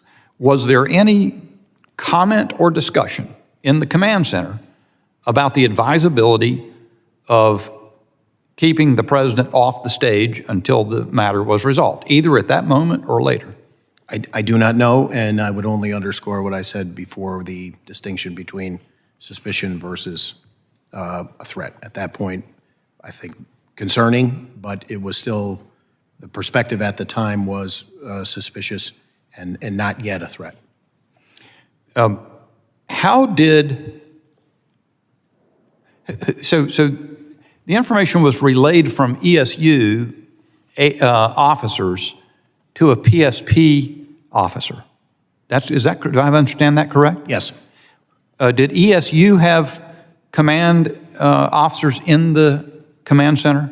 That was asked earlier, and like I said, I received a briefing that my understanding was that there were Butler County representatives in the command post, but I cannot definitively tell you from any briefings that I've had who and when they were there. Do you have any insight why the Butler ESU officers transmitted that information to a PSP representative rather than to a Butler ESU representative in the command center? I understand that there was, the Butler ESU person from whom it came and the PSP member to whom it was sent they essentially knew one another. Was there any mechanism in place to monitor the location presence of the ESU officers who were at the second floor window and departed from there to go look for crooks? Was that any kind of communication ongoing in the command center with that, about that? I don't know. Right. Is that a regular practice in PSP operations to have someone monitoring the location, presence, posting, absence from posts of members of your force? I would say in general, you need to know where your assets are deployed, but I would also say, depending on what the prior rules of engagement are, there may be a situation that could realistically, outside of the example we're discussing today, that we would expect our people to make a decision in the immediate moment to address another issue.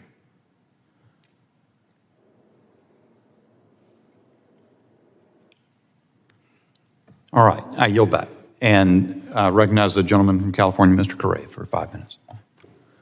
Thank you, Mr. Chairman. Again, gentlemen, thank you for being here.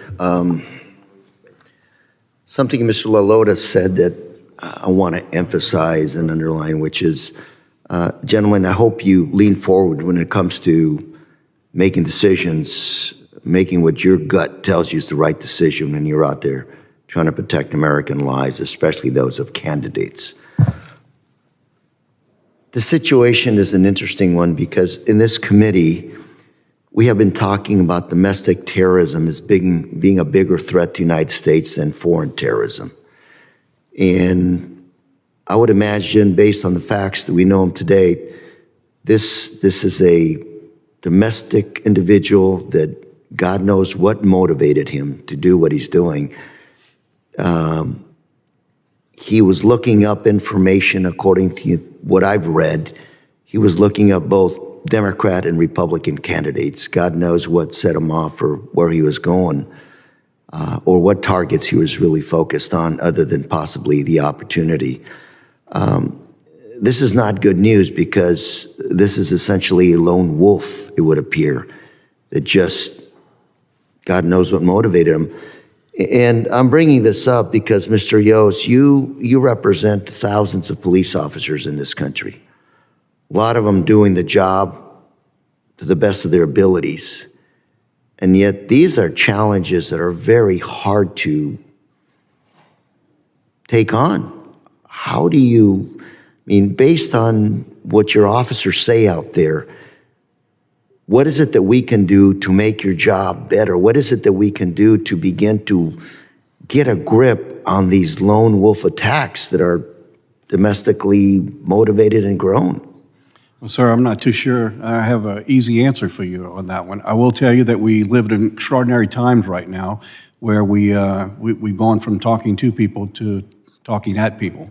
And I think what you see over over a period of time, this has eroded to a part where I think through social media or whatever events, we built a community around our own belief systems, and I think that in some ways is what empowers some people who act out on things. We may never understand why some people take the actions they do. I think we're just in some extraordinary times with so much hate in our country, and that's across the board. As a law enforcement officer, we went through that period of time of the dehumanization of law enforcement. It certainly took a toll on us as a profession.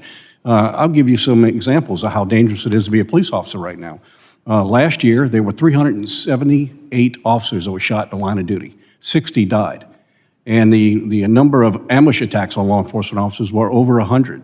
That's last year. This year, already, the first 6 months, we're at 200 officers have been shot in the line of duty. Last year? Last year was 376. And this year we're at? This year we're at 200 just in the first 6 months. So we're on par, or it will exceed what last year's been. There's just so much hatred in our country right now, and I think that I agree with the statements made by pretty much everyone in this room. We need to turn the rhetoric down. I think it's not serving to anyone. The hatred that we have across this country is permeating into everything we have, and that's everybody owns a little bit of responsibility with it. We need to focus on finding solutions to problems rather than blaming others for what the problems are. I know that that's not your question, but I think it. Well, actually, you are answering my question, sir. I'm sorry, what? You are answering my question. Yeah. So what can be done, sir? We really need to turn the rhetoric down. We need to recognize that in reality, this is the reality when it comes to law enforcement. The majority of violent crime in this country is committed by a small percentage of people. And when we're able to separate them from the people that they prey on, we impact crime. We struggle in this country because law enforcement officers are doing their job to try and separate that. But I think our system has just so many layers in it that shows that it's fractured. And we really need to get back to the real business of protecting the people we serve. That's the end of the day, that's what's most important. And so we live in some extraordinary times. I look at what happened here on the political stage. It doesn't surprise me because this has been happening across our country, across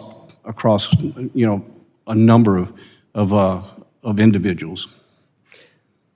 Commissioner Harris, any thoughts? I would just say that we endeavor to try and be the most professional that we can to earn that respect every day.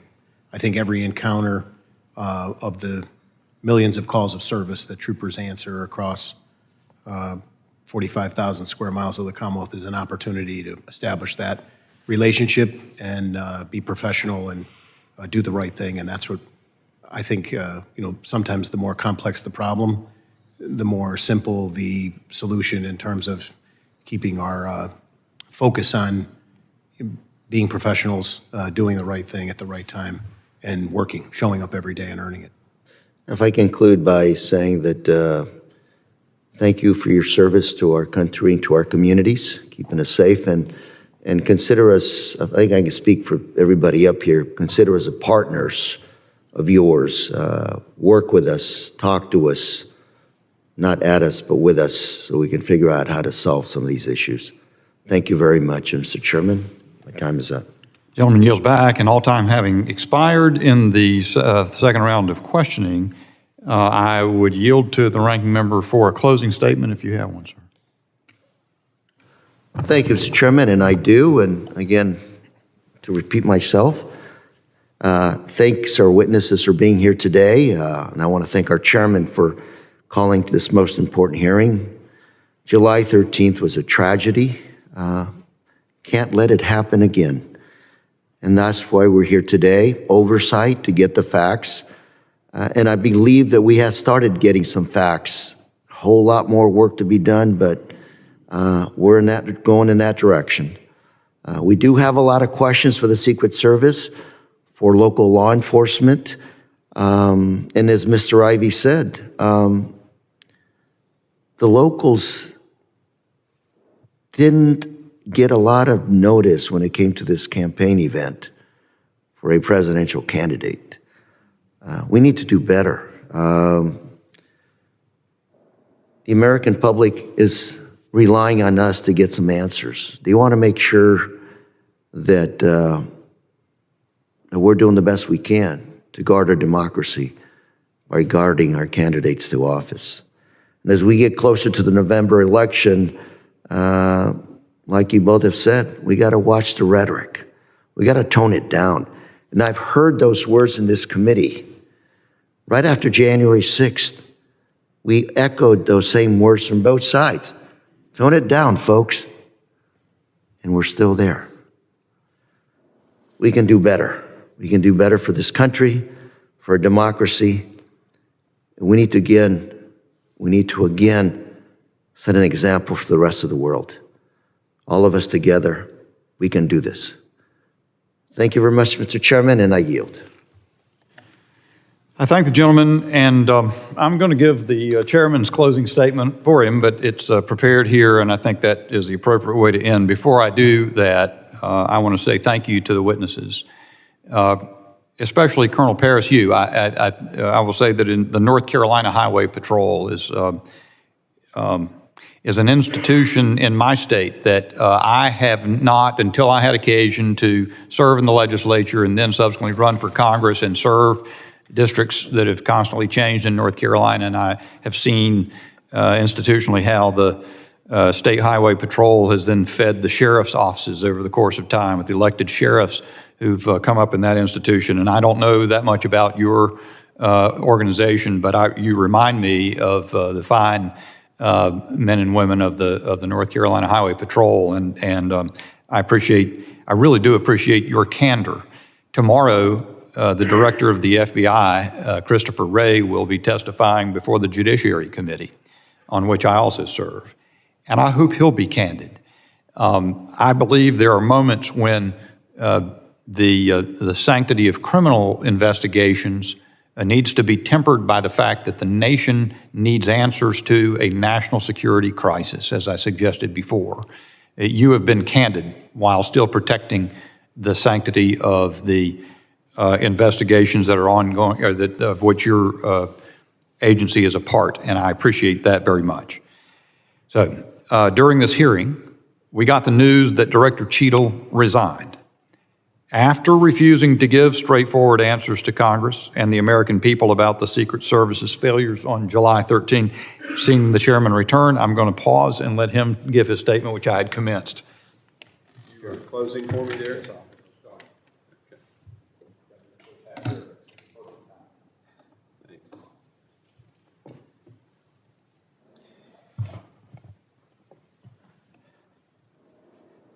However necessary as it was, Director Cheadle's indisputably overdue resignation is only the first step on the path to accountability and reform.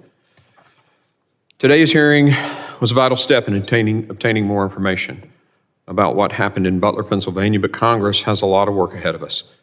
I think today, as we've questioned these professionals who've served their communities and their states for their lifetime, we've discovered a lot of facts, particularly about the operation. Yesterday when we were on the site, we learned about the planning failures. Today we've learned about conducts of the operation failures, communications and things like that, people moving and maybe not notifying, those kinds of things. Secret Service making a decision to not stop the president when a guy's using a rangefinder and is described as suspicious looking. I just boggles the mind. We're going to continue to investigate the failures of the Secret Service. Our mission is very clear. We've got to get to the bottom of it. This can't ever happen again. I want to thank both of you for serving and for a very long testimony today. Thanks for sticking around and letting us. We're going to have lots of other people come in here, and we're going to get granular on all of this stuff. But this is the closest that anyone's come to taking the life of a president or a presidential candidate in over 4 decades. It can never happen again. It just simply cannot. So we're going to continue our fact-finding to figure out exactly how it happened, much like a after-action review would. identify all those areas and ensure that Secret Service, whomever steps up to take that leadership role now, does so and addresses these things. Again, thank you, gentlemen, for being here. And if there are members, what often happens in our committee hearing, they'll have questions that come to them. They have a few days to generate written questions. Would you be open to us sending those to you and you just send a letter back with the answers in writing? Okay, thank you. I appreciate the affirmative nods. Again, thanks for being here. And I think both sides of the aisle did an amazing job. And you made some closing comments, Mr. Gray. Did you get a chance to? Okay, I'm sorry I missed them. I'm sure they were. Second shot, I can repeat myself. I'll go watch the tape. The committee stands adjourned.